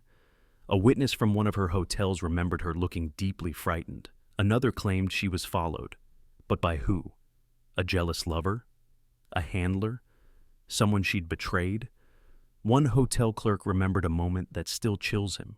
He said the woman seemed like she wanted to speak, wanted to confess something, but didn't. She looked like she was about to say something, he recalled, and then stopped herself, as if someone was watching. No one ever claimed her body. Her dental records matched no one. Interpol circulated her sketch, her photo, her suitcase contents, but nothing. She was buried in a simple grave in Bergen, under the shadow of the mountains where she was found. No family, no friends, just detectives and journalists, and questions. In 2016, a new investigation reopened the case using modern tools: DNA, facial reconstruction, isotope analysis. Her teeth suggested she was born in or around Germany in the mid-1930s, during the rise of Nazi power. Her childhood could have been forged in war, her adulthood shaped by the Cold War. Was she a survivor or a player in a global game? Scientists determined her diet changed frequently, matching someone who traveled often across different cultures. She wasn't just moving around Norway. She may have been traversing Europe, on purpose, with missions. And then, more than 45 years later, a man came forward. He said as a child he saw the Isdal Woman years before her death. She was with uniformed men in a forest, and she noticed him watching. She locked eyes with him. That stare, he said, he never forgot. It was like she knew I saw something I shouldn't have. Who were those men? What were they doing? Was this woman caught in something so dark, so covert, that death was the only escape? The case remains open. Files have gone missing. Witness reports were lost. And some who investigated believed they were told to stop digging. Too many loose threads, too many secrets. The Isdal Woman wasn't just someone who died. She was someone who lived in shadows, between names and nations. A ghost in real time. Whether spy, fugitive, or victim of something more sinister, we still don't know. Her life is a blur of aliases. Her death, a whisper lost in fire. And what remains is not just a mystery, but a warning.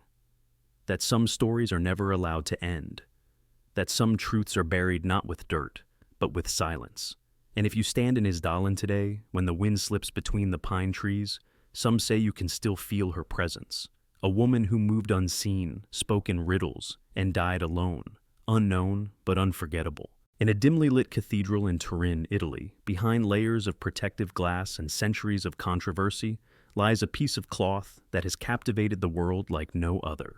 A simple linen shroud, yellowed with age, scarred by fire, and on its surface, the faint, ghostly imprint of a man. But not just any man.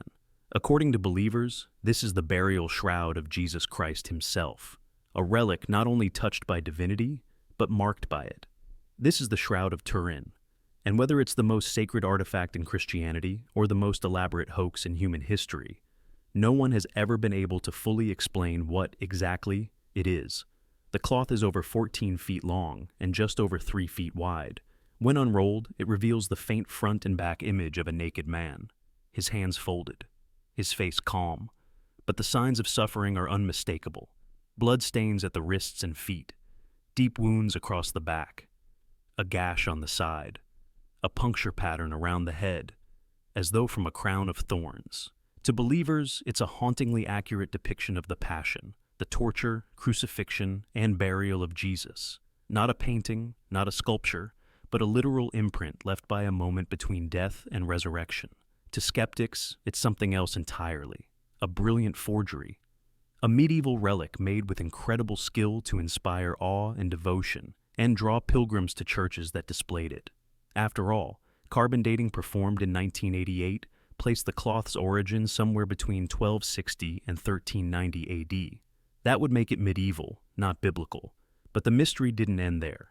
In fact, it deepened, because while carbon dating seemed to debunk the shroud's authenticity, other scientists raised concerns. What if the samples tested had been taken from a corner of the cloth that had been repaired after fire damage in the Middle Ages? What if the tested threads weren't original? The shroud has survived multiple fires in 1532 and 1997, and restorers may have patched it without knowing they were altering its story. And then there's the image itself. The figure on the shroud isn't painted.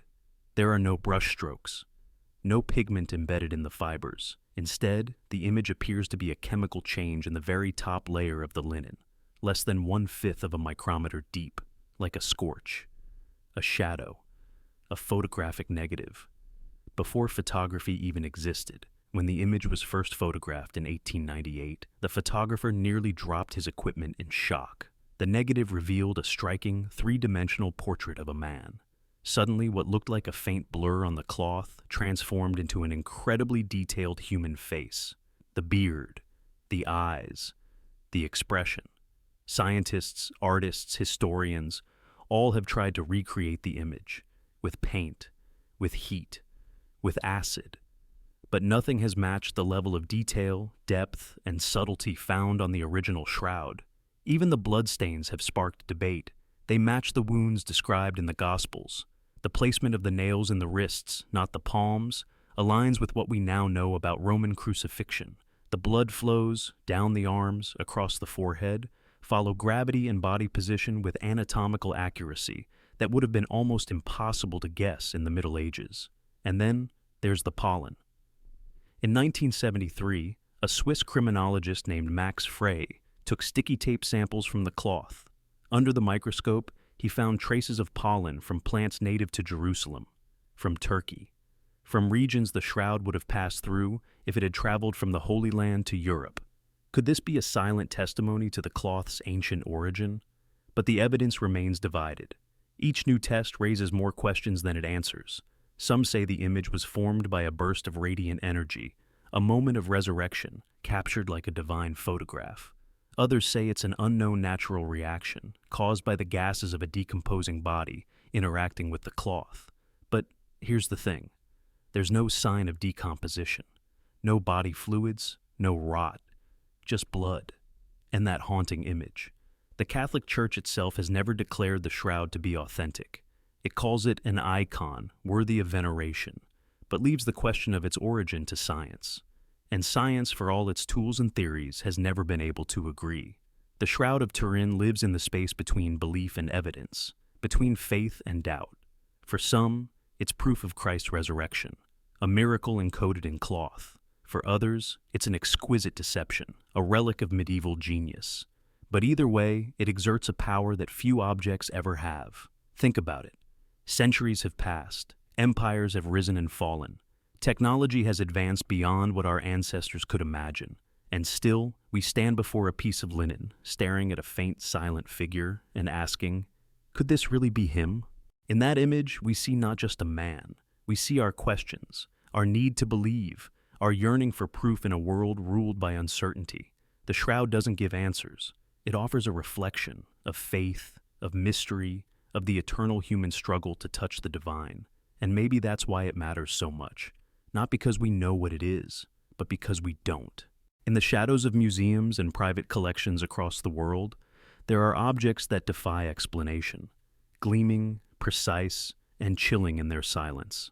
They sit behind glass, watching, waiting, as if guarding secrets too old, too vast, and too dangerous for modern minds. They are the crystal skulls, human-like, smooth as glass, carved with unnatural precision. And no one truly knows where they came from. They first began appearing in the 19th century, strange, translucent skulls, often made of pure quartz crystal, sometimes life-sized, other times small enough to fit in your palm. Some were found in Mexico, others in Central America, a few in Europe. But what made them terrifying wasn't just how they looked. It was what they seemed to represent. Were they remnants of a forgotten civilization? Ritual objects from ancient Mesoamerican cultures? Or something otherworldly? One of the most famous of these skulls is the so-called Mitchell-Hedges skull, discovered, according to its owner, in the ruins of a Mayan temple in Belize in the 1920s by Anna Mitchell-Hedges, the adoptive daughter of British adventurer F.A. Mitchell-Hedges. She claimed she found it buried under an altar, glinting in the dirt like it had been placed there centuries ago, and waiting. This skull was life-sized, with a detachable jaw, carved from a single block of clear quartz. Experts examined it. Engineers studied it. It was anatomically perfect. But most shocking of all, there were no tool marks. No signs of chiseling, no scratches, no evidence of how it had been made. One Hewlett-Packard study in the 1970s concluded that the skull had been carved against the natural axis of the crystal, a method that, if done with modern tools, would crack the quartz. But if done by hand, it would take generations, hundreds of years. And yet, the skull was flawless, polished, complete. But the controversy runs deeper. Skeptics began digging into the skull's origin. Some records suggested that the skull had actually been purchased at a Sotheby's auction in 1943, not discovered in a jungle. If true, the entire backstory might have been fabricated. Other skulls began appearing, one in the British Museum, another in the Musée du Quai Branly in Paris, all strikingly similar, all mysterious, and all without any confirmed archaeological context. And yet, the legends persisted. Some believed the skulls were relics of the ancient Maya or Aztec, imbued with mystical powers. Others claimed they were Atlantean artifacts, remnants of a civilization that vanished beneath the sea. Still more went further, suggesting they were alien technology left on Earth thousands of years ago as messages or machines of knowledge. One legend speaks of 13 crystal skulls scattered across the globe. When brought together, they would unlock a cosmic truth, revealing the origins of humanity, or preventing its doom. Whether this story was ancient or simply made up in the modern era doesn't matter. People believed it, and belief can be powerful. There are accounts, unverified, whispered, of people who touched the skulls and experienced hallucinations, of voices heard in dark rooms, of machines malfunctioning in their presence, of strange lights, dreams, nightmares. But what does the science say? Modern testing on many of the skulls suggests they were likely carved in the 19th century, not by ancient hands, but by skilled craftsmen using rotary tools. Tiny abrasions and symmetrical lines suggest mechanical precision, not supernatural mystery. And yet, some skulls still resist full analysis. Some still hide their origins. Or, maybe, they were made using techniques lost to time, from cultures erased by conquest and history. There's a strange truth in all this. We don't want the mystery to be solved. The crystal skulls, with their empty eyes and silent faces, tap into something primal. They remind us of death, of eternity, of intelligence beyond our own. We stare into them and wonder, what made this? And why? In a world where science explains almost everything, the skulls remain an enigma, bridging the line between reality and myth. Are they frauds or warnings? Or perhaps something in between? Even today, the crystal skulls are part of pop culture, appearing in books, games, and movies. But the deeper mystery, the haunting sense that someone, somewhere, made them for a reason we still don't understand, remains. When you stand before one of these skulls, whether in a museum or a dusty collection, it stares back, cold, silent, as if waiting for something. A moment, a reunion, a signal. And maybe that's what keeps us coming back. Maybe it's not the skulls themselves, but what they represent, a forgotten past, a different truth, or a reminder that some questions aren't meant to be answered. The year was 1937. The world watched in awe as a fearless woman dared to do what no one had done before, circumnavigate the globe along the equator, the longest possible route. Her name was Amelia Earhart, aviation's golden icon, a symbol of progress, of courage, of what it meant to challenge the impossible. But what began as a journey to etch her name in the skies would instead become one of the most haunting unsolved mysteries of the 20th century. On July 2nd, Amelia Earhart and her navigator Fred Noonan vanished without a trace over the Pacific Ocean. Their aircraft, a Lockheed Model 10E Electra, was on the final stretch of their journey, from Lae, New Guinea, to tiny Howland Island, a sliver of land barely visible in the vast ocean. The U.S. Coast Guard ship Itasca waited at Howland, ready to guide them in. But contact was sparse, radio signals inconsistent. At 8:43 a.m., Earhart's final transmission crackled through the radio. "We are on the line 157-337. We are running north and south." And then, silence. What followed was one of the most extensive and expensive search efforts in history. The Navy and Coast Guard scoured thousands of square miles of ocean, but not a single trace of the plane, not a single scrap of wreckage was ever found. It was as if the earth itself had swallowed her whole. So what happened to Amelia Earhart? The most widely accepted theory is the crash and sink hypothesis, that she, low on fuel and unable to locate Howland Island, simply ran out of time and dropped into the sea. The ocean floor in that region is deep, over 18,000 feet, and complex, making recovery nearly impossible, especially with 1937 technology. But skeptics aren't satisfied. They point out that the Electra was equipped with emergency flotation gear and that Earhart was an experienced pilot who had prepared extensively for the journey. If she crashed into the ocean, why wasn't a single piece ever found? No floating debris, no oil slick, no body, no clue. Then there's the Nikumaroro theory, perhaps the most compelling alternative. According to this hypothesis, Earhart and Noonan, off course and desperate, may have landed on the uninhabited Gardner Island, now called Nikumaroro, part of the Phoenix Islands in modern-day Kiribati. In the 1940s, British colonial officers exploring the island discovered a partial human skeleton, a woman's shoe, and a small campfire. Bones later analyzed and lost were thought to match a woman of Earhart's build.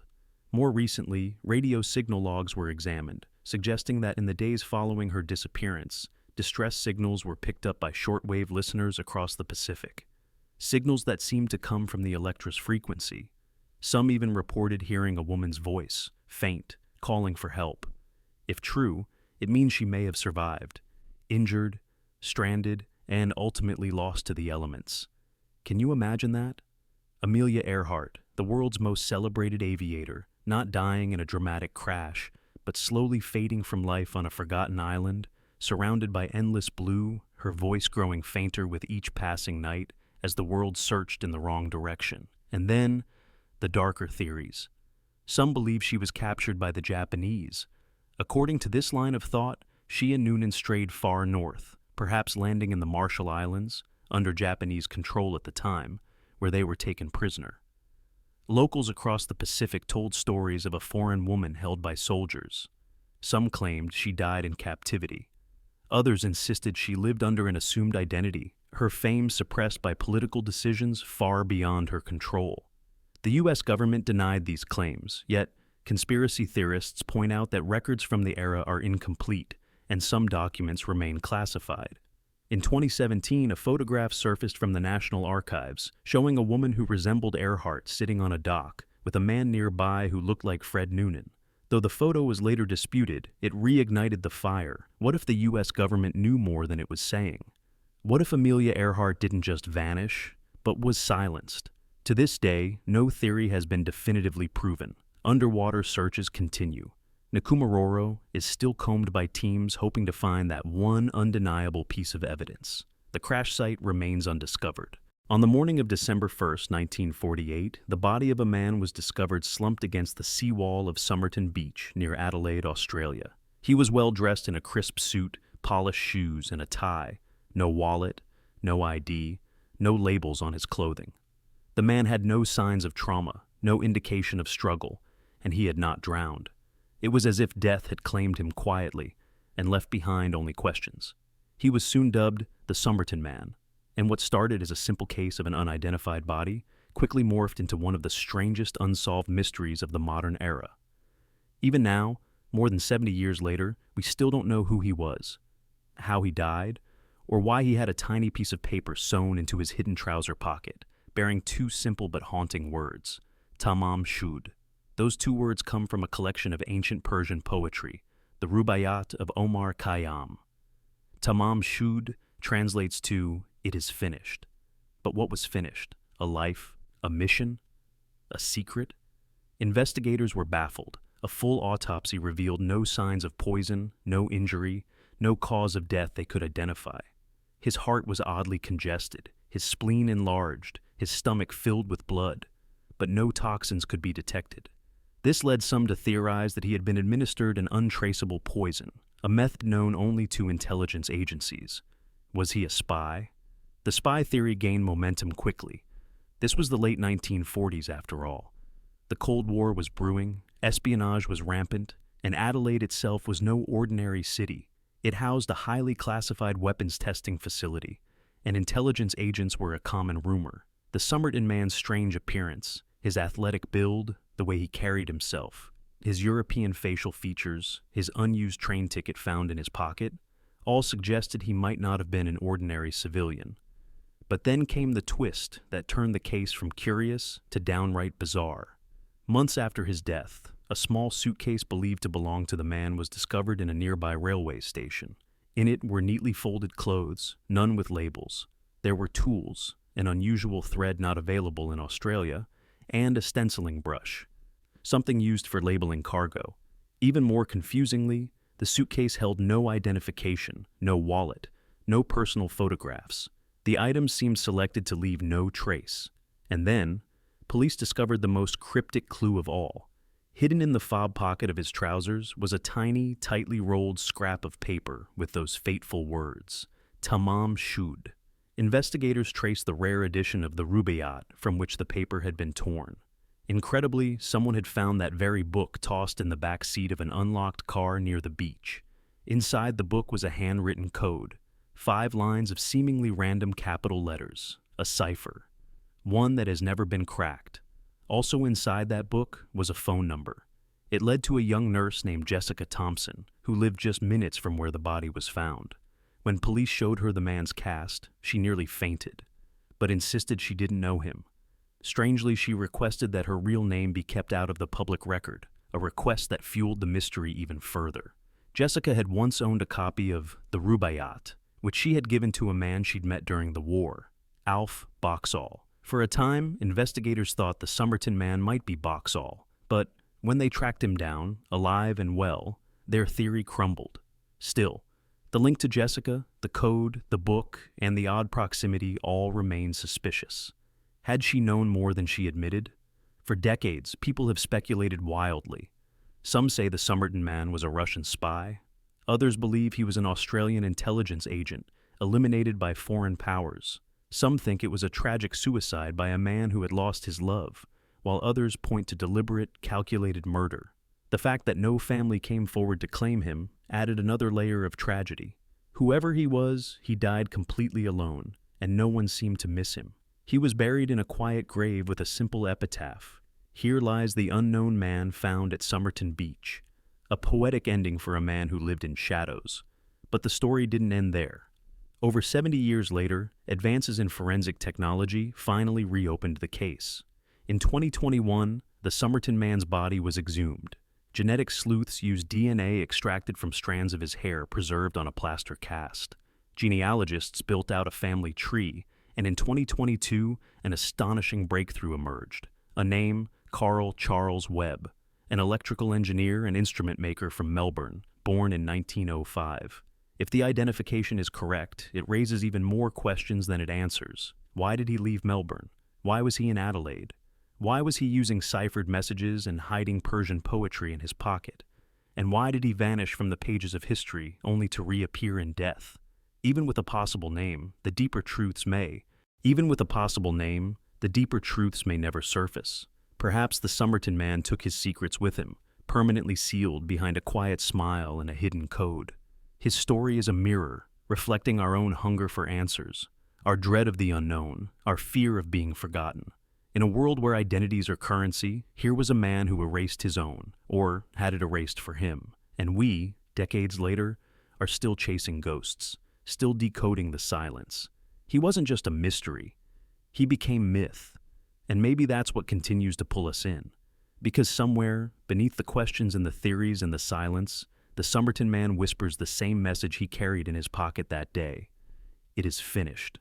Or is it? It was 1952. The wind howled through the cliffs of Qumran near the Dead Sea, brushing past the ruins of an ancient sect long gone. Archaeologists had already discovered fragile parchment scrolls tucked away in the caves, the Dead Sea Scrolls. But nothing prepared them for what they found next. Unlike the rest, it wasn't written on animal skin or papyrus. It wasn't delicate or decaying. No. This one was forged from solid copper, a scroll made of metal. That alone was strange, but what it contained, that was something else entirely. This scroll didn't speak of religious laws, hymns, or prophecy. It was a list of places, a list of measurements, a list of treasure, hidden treasure. In clear Hebrew etched into hammered copper, the scroll described over 60 different hiding places, where an unimaginable hoard of gold, silver, and precious artifacts had been concealed. The total, if accurate, would amount to billions in today's value. It read like a real-life treasure map written thousands of years ago. Imagine it. Ancient priests or rebels under siege, hiding their sacred treasures before the Romans could destroy their cities, thinking someday their people would return and retrieve it. Only they never did. The copper scroll was like a whisper across time, telling us that somewhere beneath the soil of modern Israel, the treasure of a forgotten civilization still waits. But it wasn't that simple. The scroll itself was rolled so tightly and oxidized so heavily that it couldn't be unrolled without cracking. It had to be painstakingly cut into segments with a saw. Line by line, the translation revealed something baffling. In the ruin that is in the valley of Achor, dig 3 cubits and you will find 17 talents of silver. Another line spoke of, in the cistern at the court of the peristyle, at the gate of the tomb, 600 bars of gold. The descriptions were maddeningly specific, and yet impossibly vague. They spoke of places that no longer existed, names lost to history, terrain that had shifted with time and war. Some scholars believed these were instructions for recovering temple treasures hidden before the Roman destruction of Jerusalem in 70 CE. Others argued it had nothing to do with the Jewish temple at all, but rather the personal hoard of the mysterious Essene sect, those who had left the Dead Sea Scrolls. And then there's the theory that goes deeper, much deeper. Some believe the scroll isn't just about treasure, it's a code, a cipher left behind by people who knew they would be destroyed. That perhaps the real treasure isn't gold or silver, but knowledge. Knowledge that could rewrite what we think we know about history, religion, even civilization itself. Hidden in these directions may be clues to long-lost texts, forbidden rituals, or ancient technologies buried beneath centuries of dust. But if the treasure was real, why has no one found it? For more than 70 years, treasure hunters, archaeologists, and adventurers have scoured the Judean desert. Some have followed the scroll's locations line by line, hoping for a glint of gold in the rocks. Others have dug illegally, defacing heritage sites, driven by the allure of instant riches. And yet, nothing. Not a single bar of gold. Not a single silver goblet. The treasure remains elusive, almost as if it never existed. Or Perhaps someone did find it and chose to remain silent. There are rumors, whispers in scholarly circles, that some of the treasure may have been retrieved in secret by religious institutions, governments, or private collectors. Others say it was moved centuries ago and the scroll was outdated even when it was made. There's even a haunting suggestion that it was a trap, an ancient riddle designed to draw attention away from something else, something even more sacred. And yet, the copper scroll refuses to be forgotten. It sits now in the Jordan Museum, cut into strips, locked behind glass. Visitors can look at it but not touch it. And as they peer into its corroded letters, they see not just copper, but mystery. A story not fully told. Because here's the truth. The copper scroll is unique among the Dead Sea Scrolls. It doesn't offer salvation. It doesn't preach. It doesn't guide. It hides. It hides something. Something of such value that its authors engraved it into metal, ensuring it would last forever. That act alone suggests a sense of desperation, of urgency. Someone wanted this message to survive the fall of empires, and it did. Even now, in the age of satellites and artificial intelligence, no one has cracked the code. The coordinates, the measurements, the cryptic references to places like the Solomon's Canal or the vault at Matthias' courtyard, none have yielded the key. It's as if the earth itself is guarding the treasure. But maybe, just maybe, the copper scroll isn't just about buried wealth. Maybe it's a mirror, showing us the obsession humanity has always had with power, secrets, and the past. Maybe the true treasure isn't. In the stillness of the Bavarian countryside, nestled among thick woods and long, winding fields, there once stood a lonely farmstead. It was called Hinterkaifeck, remote, isolated, and seemingly ordinary. But what happened there in March of 1922 would echo through history as one of Germany's most chilling, unsolved mass murders, a story soaked in dread, riddled with strange signs, and still whispered about a century later. 6 people were brutally murdered on that farm. Andreas Gruber, his wife Kazilia, their widowed daughter Victoria, her 2 children, and the maid Maria, all killed with the same instrument, a mattock, a kind of pickaxe.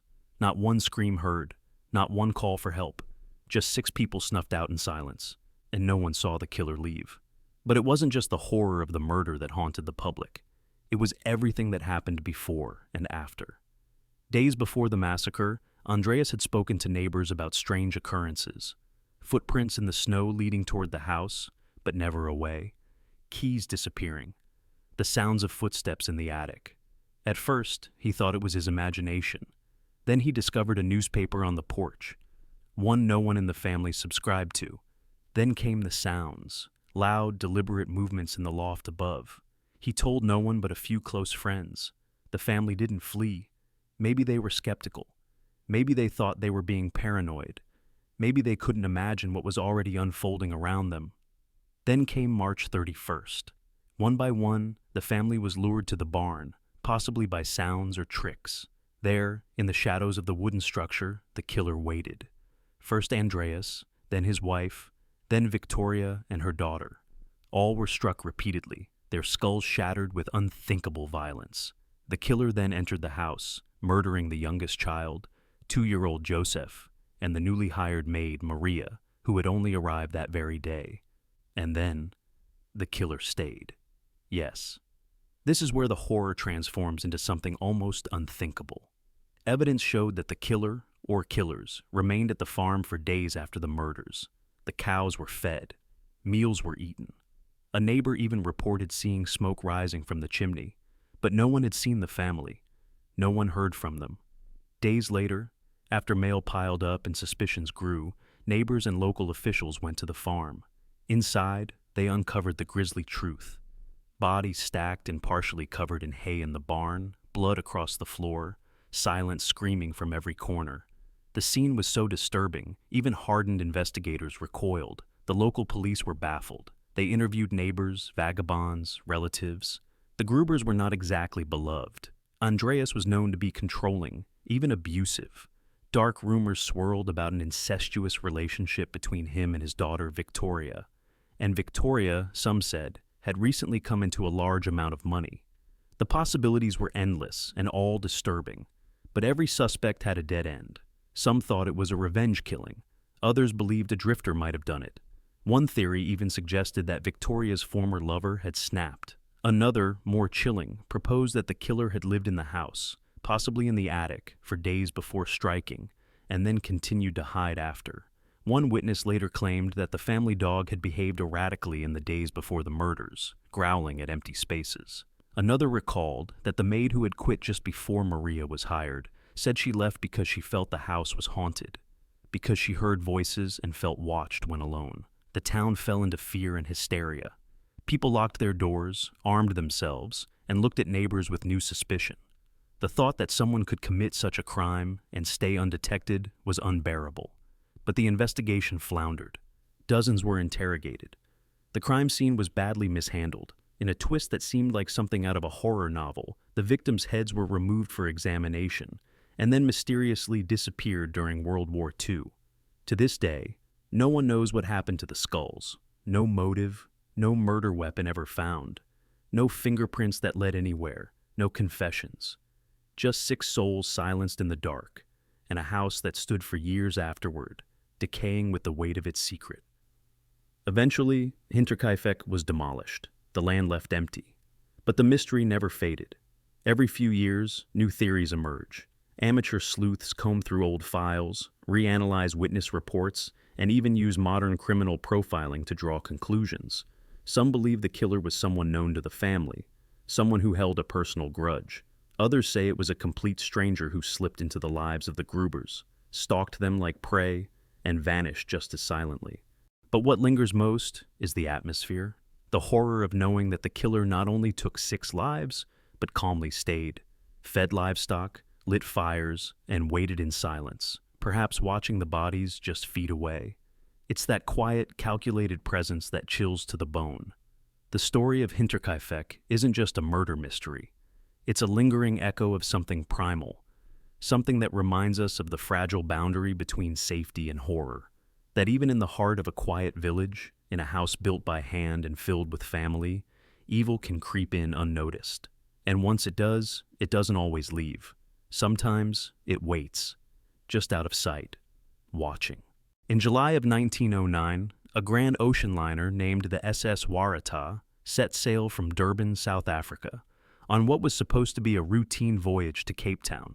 On board were 211 souls, men, women, and children, along with precious cargo, a professional crew, and the ambition of a ship destined to be the pride of the Blue Anchor Line. The Waratah was brand new, a floating palace with opulent cabins, a promenade deck, and a steel hull said to withstand anything the ocean could throw at her. She was hailed as unsinkable, a name the world would come to fear just a few years later, but before Titanic, there was the Waratah. And unlike Titanic, Waratah didn't leave behind any survivors. No lifeboats, no wreckage, not even a distress call. She vanished, utterly, completely, swallowed by the sea as if she never existed. What happened to the Waratah remains one of the most haunting maritime mysteries of the 20th century. The ship left Durban on July 26th under good conditions. Passengers dined, laughed, and walked the deck under the African sun. Many of them were wealthy families returning to Europe, business people, and even children eager for adventure. But shortly after departure, unsettling events began to unfold. A vessel named the Clan McIntyre passed the Waratah off the coast of the Transkei region the next morning. The Waratah signaled them casually. Nothing seemed amiss. That would be the last confirmed sighting of the ship. Later that day, another ship, the Harlow, claimed to have seen what might have been the Waratah. But according to its crew, shortly after dusk, they saw a large ship emitting strange flashes of light, like explosions or distress signals, before vanishing into a rolling mist. The Harlow assumed it was cargo being offloaded. They kept sailing. But by the time the Waratah failed to arrive in Cape Town, the alarm bells were ringing. Something was terribly wrong. The first search was urgent, but fruitless. Naval ships scoured the coastline. Aircraft were eventually employed. A massive expedition led by the ship Sabine searched thousands of miles of open ocean. And yet, nothing. Not a single piece of floating timber. No bodies, no debris, no oil slick. The sea had swallowed her whole. The public was stunned. How could a brand new technologically advanced ocean liner disappear on a major trade route without a trace? How could no one have heard a signal? How could the ocean keep such a perfect secret? And then came the speculation. Some believed the Waratah had capsized due to design flaws. She was tall and heavily top-heavy, beautiful to look at, but perhaps dangerously unstable. One passenger who disembarked in Durban said the ship had an eerie, unsteady roll. Others mentioned the Waratah leaning uncomfortably during turns, and the way she would sway even in calm seas. Another sailor warned his family not to board her, saying he had a bad feeling, that something wasn't right. He had felt it deep in his gut, and after Durban, he took the train instead of the boat. He lived. Hundreds did not. But what makes the Waratah's case even more chilling is that this wasn't just a story of poor engineering or an unfortunate storm. The ship disappeared along a stretch of water feared by sailors even today, the Wild Coast, a place of unpredictable currents, rogue waves, and weather that changes in the blink of an eye. Many ships have been lost here, but few have vanished as completely as the Waratah. Some theories propose she was struck by a freak wave, one of those massive spontaneous walls of water that rise from nowhere and can flip even the largest vessels in seconds. Others suggest she might have suffered a sudden shift in cargo, perhaps a load of lead ore destabilizing her already top-heavy design, causing her to keel over and sink in under 2 minutes, fast enough to prevent a signal, fast enough that even the crew didn't have time to react. But then there were stranger theories, whispers of sabotage, rumors of insurance fraud, wild speculation that she had been pulled into an undiscovered trench, or that an undersea volcanic eruption cracked her hull. Even tales that she had been taken vanished in the same breath as other legends like the Flying Dutchman or the Mary Celeste. As the years passed, the mystery only deepened. A second ship, an almost identical sister to the Waratah, was constructed later. But the tragedy of the Waratah cast a shadow over the company. Blue Anchor Line collapsed under the weight of its guilt, its pride, and its failure. Despite multiple sonar searches in the 20th and 21st centuries, the wreck of the Waratah has never been found. Submarines have searched the seabed. Explorers have mapped vast stretches of the ocean floor, and still nothing. The Waratah sleeps somewhere in the deep, locked in a cold grave of silence and salt. To this day, descendants of passengers light candles and send flowers into the sea. Some have accepted it as fate. Others still wait for answers. And perhaps that's what makes the story of the Waratah so different. It isn't just about a ship. It's about the people, the passengers who waved goodbye, the children who stared wide-eyed at the horizon, the crew who did their duty to the end. It's about the unknowable power of the ocean and how, even in an age of steel and steam, nature still reigns supreme. The Waratah is a ghost story written not in ink, but in silence, a floating cathedral swallowed by the sea, and until her wreck is found, if it ever is, she remains one of the ocean's most perfect secrets, a reminder that sometimes the most terrifying thing isn't what we know, it's what we never find. Imagine a city of unparalleled beauty and technology, a utopia surrounded by vast concentric rings of land and water, glowing with temples of gold and palaces of silver. Imagine a civilization so advanced, so enlightened, that even the greatest empires of ancient history paled in comparison. And then, imagine it all vanishing in a single day and night, swallowed by the sea, leaving behind nothing but whispers. This is the legend of Atlantis, a mystery that has haunted humankind for over 2,000 years. The story begins with the Greek philosopher Plato. Around 360 BCE, he wrote 2 dialogues, Timaeus and Critias, where Atlantis was described in haunting detail. According to Plato, Atlantis existed some 9,000 years before his own time, located beyond the Pillars of Heracles, what we now call the Strait of Gibraltar. It was a powerful and technologically superior island nation that attempted to conquer the known world, only to fall out of favor with the gods.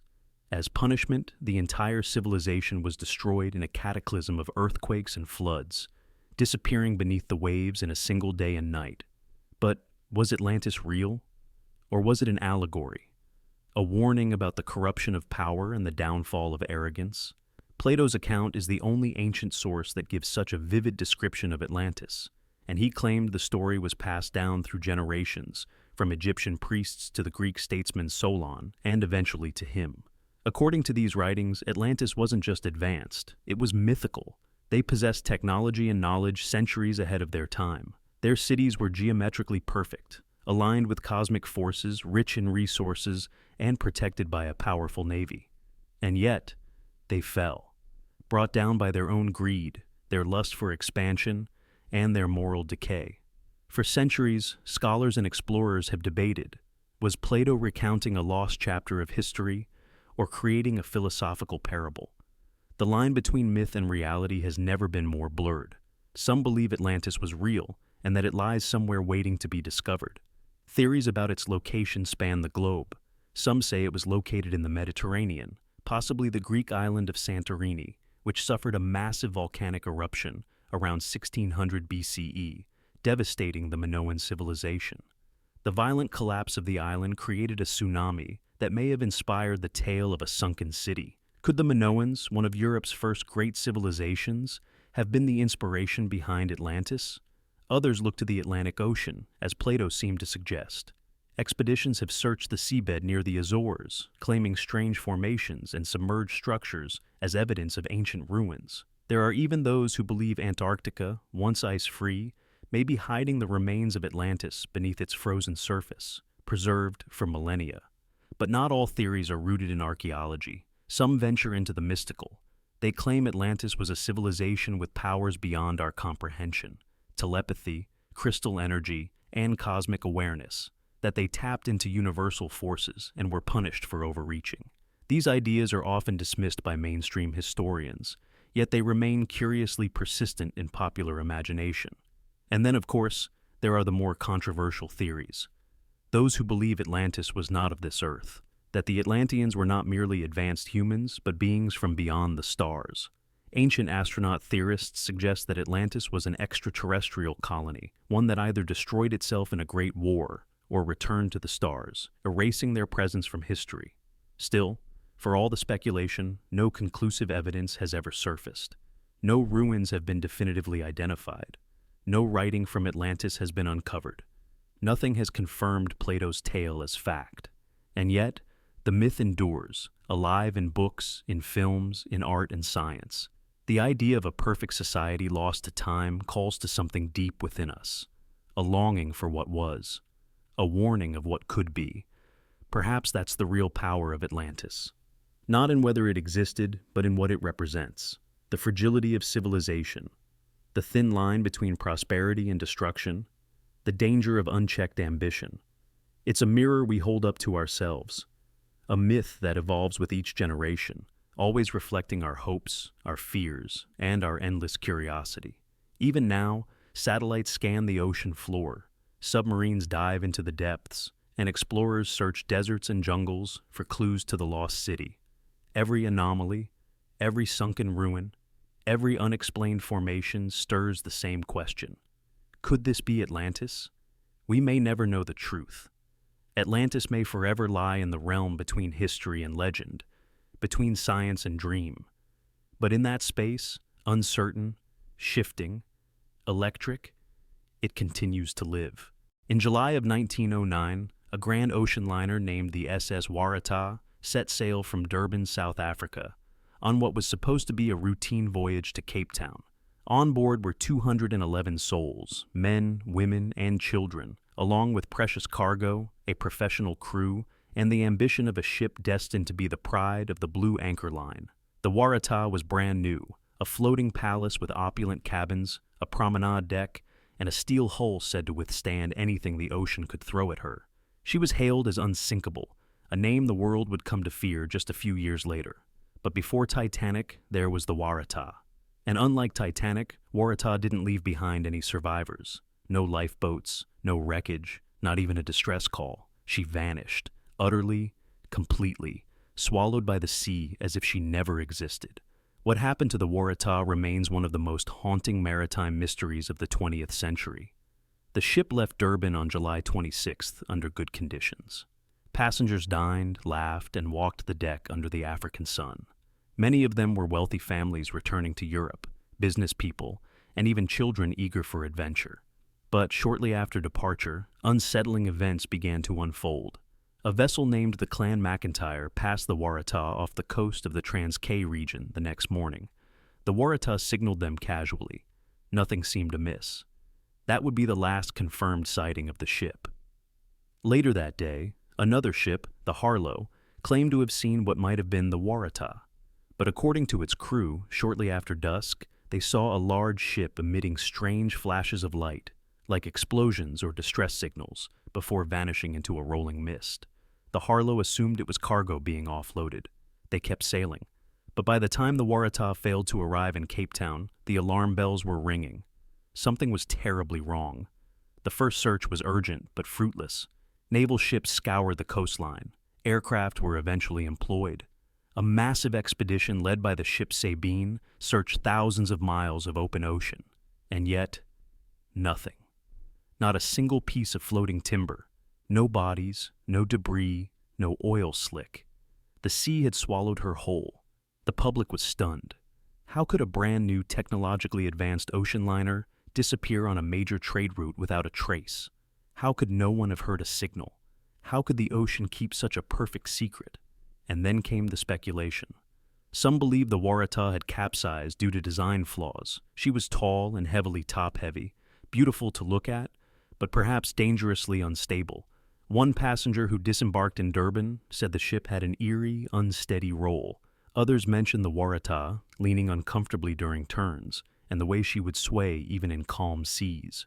Another sailor warned his family not to board her, saying he had a bad feeling, that something wasn't right. He had felt it deep in his gut, and after Durban, he took the train instead of the boat. He lived. Hundreds did not. But what makes the Waratah's case even more chilling is that this wasn't just a story of poor engineering or an unfortunate storm. The ship disappeared along a stretch of water feared by sailors even today, the Wild Coast. A place of unpredictable currents, rogue waves, and weather that changes in the blink of an eye. Many ships have been lost here, but few have vanished as completely as the Waratah. Some theories propose she was struck by a freak wave, one of those massive spontaneous walls of water that rise from nowhere and can flip even the largest vessels in seconds.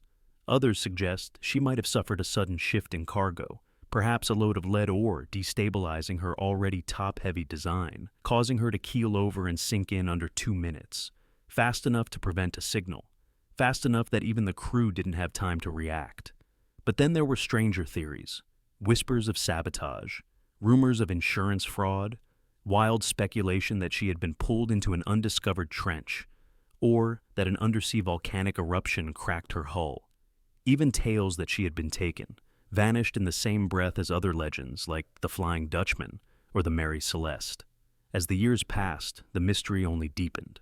A second ship, an almost identical sister to the Waratah, was constructed later. But the tragedy of the Waratah cast a shadow over the company. Blue Anchor Line collapsed under the weight of its guilt, its pride, and its failure. Despite multiple sonar searches in the 20th and 21st centuries, the wreck of the Waratah has never been found. Submarines have searched the seabed. Explorers have mapped vast stretches of the ocean floor, and still, nothing. The Waratah sleeps somewhere in the deep, locked in a cold grave of silence and salt. To this day, descendants of passengers light candles and send flowers into the sea. Some have accepted it as fate. Others still wait for answers. And perhaps that's what makes the story of the Waratah so different. It isn't just about a ship. It's about the people, the passengers who waved goodbye, the children who stared wide-eyed at the horizon, the crew who did their duty to the end.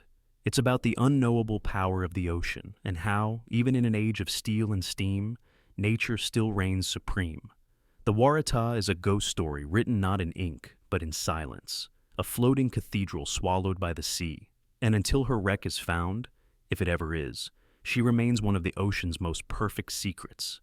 A reminder that sometimes the most terrifying thing isn't what we know, it's what we never find. It began in the quiet town of Point Pleasant, West Virginia, a place where nothing much ever happened, until something did. In November of 1966, the ordinary was shattered, and what followed was not just a series of strange sightings, but a creeping sense of dread, a ripple in the fabric of reality that still lingers to this day. It was a cold night when two young couples driving past an abandoned World War II TNT plant claimed they saw something unnatural. They described a creature, tall, man-shaped, over 6 feet, with massive folded wings and glowing red eyes. It didn't run. It didn't hide. It followed them, hovering effortlessly through the air, keeping pace with their speeding car, even when they pushed 100 miles per hour. That was just the beginning. Over the next 13 months, more than 100 people would report seeing the same thing. A winged entity with fiery red eyes and a terrifying presence. Some said it stood motionless like a statue. Others claimed it flew without flapping its wings. Some swore it emitted a low, humming noise or a scream so high-pitched it made their bones ache. Many witnesses were ordinary townspeople, police officers, teachers, factory workers. Not the kind of people known for wild imagination. And yet, they all described the same being. The newspapers dubbed it the Mothman, but what was it? A cryptid? An unknown species? A supernatural being? Or something even stranger? The sightings intensified, and with them came a flood of other bizarre phenomena. Televisions and radios crackled with static. Phones rang with no one on the other end. Pets went missing. Men in black suits visited witnesses, warning them not to talk. These weren't comic book agents. They were strange, pale, robotic in speech. Witnesses said they didn't blink, didn't breathe normally. Some seemed confused by everyday objects, like ballpoint pens and forks, as if they were studying us. And then came the dreams. Vivid, unsettling, prophetic. People dreamt of disaster, of screams and rushing water, of twisted metal and broken stone. Some reported visitations, not of the Mothman, but of entities, shadowy, whispering beings who spoke of catastrophe. By the time December of 1967 arrived, Point Pleasant was a town on edge. The sightings had slowed, but the tension hadn't. And then, on December 15th, tragedy struck. The Silver Bridge, which connected Point Pleasant to Ohio, collapsed during rush hour traffic. 31 vehicles plunged into the icy Ohio River. 46 people died. It was the deadliest bridge disaster in American history at the time. The town was shattered, and just like that, the Mothman vanished. No more sightings. No more visits. Just silence. To some, it was all coincidence, a small-town panic. Mass hysteria amplified by fear and media attention. The Silver Bridge collapse? A tragic structural failure due to a single faulty eye-bar? Engineers proved that. Case closed. But to others, it wasn't so simple. Was the Mothman a harbinger? A warning of impending doom? Or something darker? Was it trying to communicate with us in a language we couldn't understand? Why did so many witnesses suffer lasting psychological trauma, nightmares, and anxiety long after the sightings ended? Why were there men in black involved? Why the veiled threats, the attempts to silence? Journalist John Keel, who documented the events in his book, The Mothman Prophecies, believes something paranormal was at work. Not just a creature, but an intelligence, something that existed outside our understanding of time and space. He spoke of ultra-terrestrials, beings not from other planets but other dimensions. He theorized that the Mothman was part of a broader phenomenon, a tear in reality, a moment where the barrier between worlds thinned and something came through. Skeptics argue that Keel's theories were more poetic than scientific, but even skeptics struggle to explain the consistency of witness testimonies, the deep psychological effects, and the eerie convergence of events. The fear in Point Pleasant was real, the deaths on the bridge were real, and what people saw still defies explanation. Even now, decades later, sightings of winged humanoid creatures persist in other parts of the world, from Chicago to Mexico, from Cornwall to the Himalayas. Different cultures, different names, same red eyes, same ominous presence. The Mothman is no longer just a local legend. It's a global enigma. Point Pleasant has since embraced the mystery, with festivals, statues, and museums honoring the legend. But beneath the folklore, beneath the tourism, lies a deep, unshakable question. What came to Point Pleasant in 1966? Was it a guardian, a monster, a messenger from beyond, or a reflection of something buried deep in the human mind, our collective fear, warning us that not all things can be explained, and not all visitors come in peace? Maybe the Mothman wasn't the beginning of a mystery. Maybe it was the warning before the world changed, and maybe just maybe, it will return. In the quiet hills of Elbert County, Georgia, once stood a monument so strange, so enigmatic, that many called it America's Stonehenge. Others called it a blueprint for the apocalypse, a chilling prophecy, a warning, or a command. But no matter what you believed, the Georgia Guidestones were never just stone. They were a riddle carved into granite, a message to the future from a man who never revealed his true name. It began in 1979, when a man calling himself R.C. Christian walked into the Elberton Granite Finishing Company. He was calm, polite, well-dressed, and he had a plan, an exacting, expensive, and deeply mysterious one. He wanted to commission a monument, something massive, something meant to endure the collapse of civilization. A new 10 Commandments, written not for one nation, but for a world reborn from the ashes. He represented, he claimed, a small group of loyal Americans who believe in God.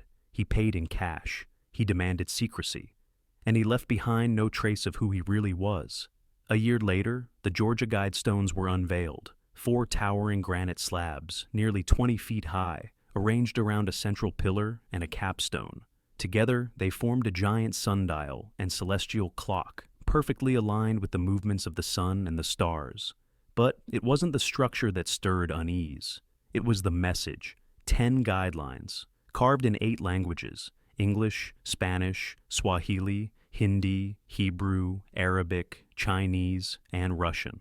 The first line was the most chilling of all: maintain humanity under 500 million in perpetual balance with nature. 500 million in a world of 8 billion. The next guidelines urge population control, unified language, tempered reproduction, and environmental harmony. On the surface, they seemed like a manifesto for a utopia. But beneath the surface, they looked like a prescription for mass depopulation, for eugenics, for global governance enforced by a hidden elite. Why would someone build this? And more importantly, why now? Conspiracy theories exploded almost instantly. Some believed the Guidestones were the work of the New World Order, a secret cabal of globalists planning to reset civilization after a planned collapse. Others claimed R.C. Christian was connected to Rosicrucians, Freemasons, or even Luciferians, trying to encode occult messages into public monuments. They said the stones marked a post-apocalyptic command center, a future throne of a one-world government. Others pointed to the astronomical alignments, suggesting that the monument was meant to communicate with beings not of this earth. In the years that followed, the Guidestones were repeatedly vandalized, graffiti accusing them of Satanism, genocide, and global conspiracy. Still, they stood, quiet, impassive, watching over the Georgia countryside like silent sentinels from a darker future. Then, in July 2022, everything changed. In the early hours of the morning, an explosive device ripped through the monument, obliterating one of the slabs, shaking the ground, and leaving the others scarred. What was left was quickly dismantled by authorities, citing safety concerns. And just like that, they were gone. But the questions remained. Who destroyed the Guidestones? Why now, after 42 years of mystery? And perhaps most importantly, was their removal the end of something, or just the beginning? Some celebrated the destruction, calling it a victory against hidden agendas and shadowy powers. But others saw it differently, as the silencing of a warning, a message that we were never meant to understand, now erased before its time. Because the truth is, we still don't know who R.C. Christian was. His real identity remains a secret. The documents he submitted to the bank and the granite company have been destroyed. His trail disappears like a ghost in history. The monument was more than stone. It was a statement, a riddle, a declaration of values that didn't belong to any government, religion, or nation. It asked uncomfortable questions. What happens when our population outgrows our planet? What if we had to start over? Who decides what principles survive the fall? Even in their absence, the Guidestones still haunt us. They force us to look inward, to ask what kind of world we're building, and what kind of world might replace it if ours collapses. Were they the musings of idealists, the plans of tyrants, or a puzzle left behind by those who know more than they let on? No one knows for sure, but when the wind moves through the field where the monument once stood, you can almost hear the echo of those words, etched deep into time and memory. Let these be guidestones to an age of reason. Or maybe, an age that never came. The sea has always had its secrets. It whispers them in waves, hides them beneath storms, and buries them in the silence between tides. But few maritime mysteries have haunted history like what happened on the Flannan Isles in the final days of 1900. A lighthouse, 3 men, and a disappearance that would become one of the most unsettling enigmas ever recorded. The Flannan Isles, remote, wind-battered rocks jutting out of the Atlantic Ocean, 20 miles off the coast of Scotland. Desolate, isolated, unforgiving. A place where time seems to pause and the horizon never ends. The lighthouse there was newly constructed, manned by a team of 3 keepers who rotated duties in this lonely, storm-swept outpost. Thomas Marshall, James Ducat, and Donald MacArthur. Seasoned men, tough men, not prone to fear, not the kind to vanish without a trace. On December 15, 1900, something changed. A passing ship noticed that the lighthouse beacon, normally a constant guardian of the night, was dark, unlit. A silent void in the churning sea. But it wasn't until December 26th, 11 days later, that the steamer Hesperus arrived with a relief keeper to investigate. What they found chilled them to the core. There was no sign of life. The lighthouse door was locked from the inside, the beds were made, the clocks had stopped. A meal, untouched, waited on the table. 1 set of rain gear was left behind, suggesting that at least one of the men had gone out without proper clothing. An impossible choice in the face of Flannan's brutal weather. The logbook entries offered the first shivers of true horror. December 12th. Gale force winds. Unusual anxiety. Storms worse than anything we've ever seen. December 13th. The storm continues. Thomas is quiet. James is praying. Donald is weeping. These weren't green boys. They were experienced keepers, hardened by isolation, storms, and solitude. For them to break down, to be overcome by fear, something unimaginable must have happened. The last entry, dated December 15th. Just 1 line, storm ended. Sea calm, God is over all. And then, nothing. No wreckage, no blood, no signs of struggle. Just silence, as if the earth itself had swallowed them whole. Official reports concluded that a rogue wave may have swept them away while they were securing equipment outside. But there are cracks in that theory. Why would all 3 men leave the safety of the lighthouse during a storm? Why take such a risk when 1 man was always required to stay behind? Why the desperate entries, the prayer, the weeping? Something doesn't add up. And so, the theories began to spiral. Some say madness crept into the lighthouse. That isolation broke one of the men, perhaps Donald, known for his temper, and a violent fight ended in murder and suicide. But if that were true, where were the bodies? Why the missing gear? Others whisper of more supernatural forces, that the men were taken, not by man or sea, but by something ancient, something that has always haunted the edges of the world, creatures from folklore, spirits of the storm, that the lighthouse, perched between land and sea, became a doorway, and they stepped through. Still others claim it was a government cover-up, that the lighthouse witnessed something it wasn't meant to see, perhaps military experiments or a secret vessel, that the men were silenced, disappeared. The truth? No one knows. The Flannan Isles are silent now. The light was automated in the 1970s. No more keepers, no more logs, just the sound of wind against stone and the eternal crashing of waves below. But those who visited since say they still feel something, a weight in the air, a presence. They say when the fog rolls in, you can hear footsteps where there should be none, that the light flickers, though there's no one inside, that the sea whispers names. Some say madness crept into the lighthouse. That isolation broke one of the men, perhaps Donald, known for his temper, and a violent fight ended in murder and suicide. But if that were true, where were the bodies? Why the missing gear? Others whisper of more supernatural forces, that the men were taken, not by man or sea, but by something ancient, something that has always haunted the edges of the world, creatures from folklore, spirits of the storm, that the lighthouse, perched between land and sea, became a doorway, and they stepped through. Still others claim it was a government cover-up, that the lighthouse witnessed something it wasn't meant to see, perhaps military experiments or a secret vessel, that the men were silenced, disappeared. The truth, no one knows. The Flannan Isles are silent now. The light was automated in the 1970s. No more keepers, no more logs.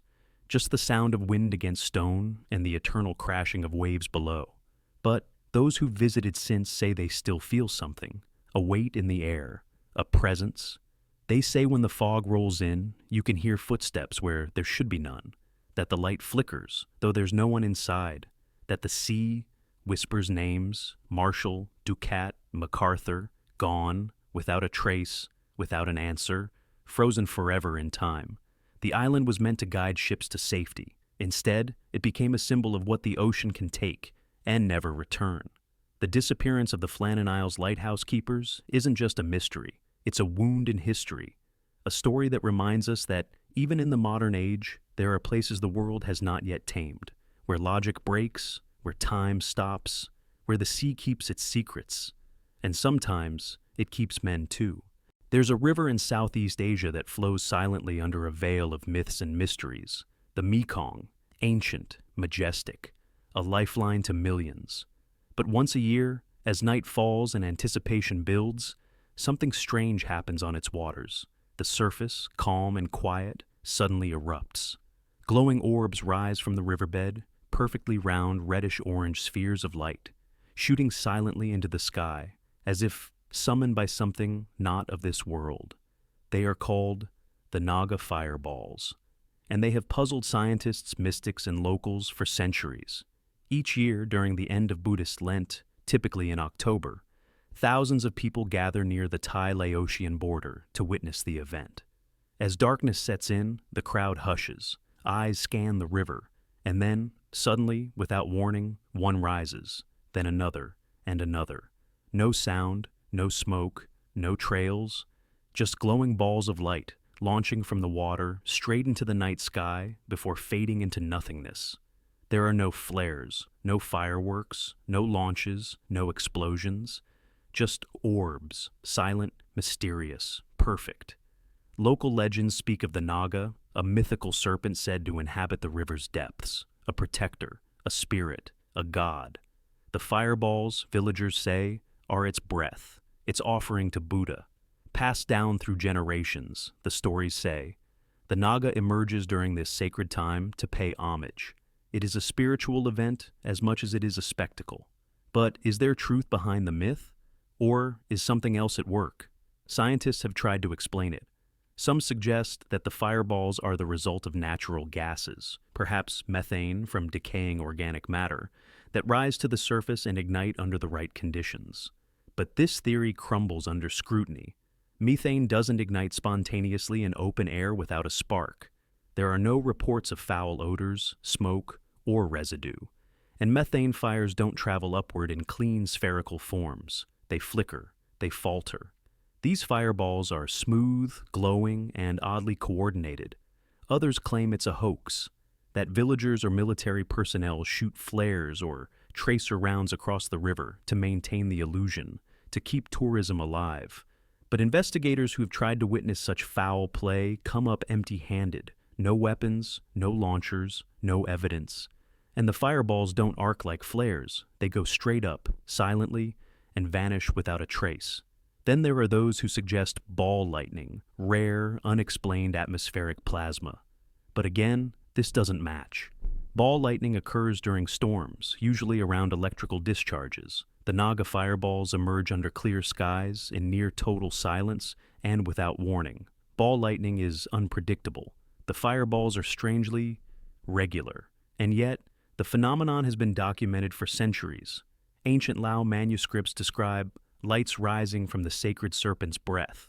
19th century missionaries recorded witnessing them, long before mass tourism or modern technology. What are they? Could it be a rare convergence of atmospheric pressure, magnetic fields, and geological conditions unique to the Mekong? Or is this something older, something beyond science? The question that burns most: why here? Why this river? Why this time? Every explanation seems to fall short. Every attempt to rationalize is met with new anomalies. Witnesses speak of a presence, that when the fireballs rise, the air feels different, charged, ancient, reverent. There are no cheers, no clapping, just awe.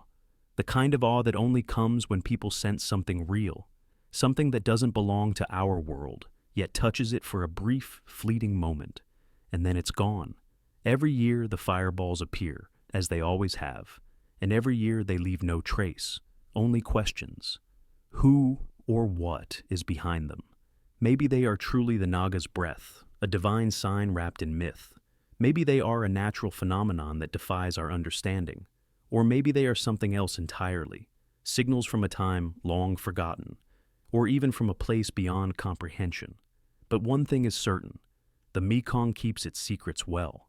In a world that feels more mapped, measured, and monitored than ever before, the Naga fireballs remind us that mystery still exists, that there are places where science has yet to shine a light, and where ancient legends still breathe through the cracks of time. And perhaps that's the real magic of it all, not the glowing spheres, but the space they leave behind, for wonder.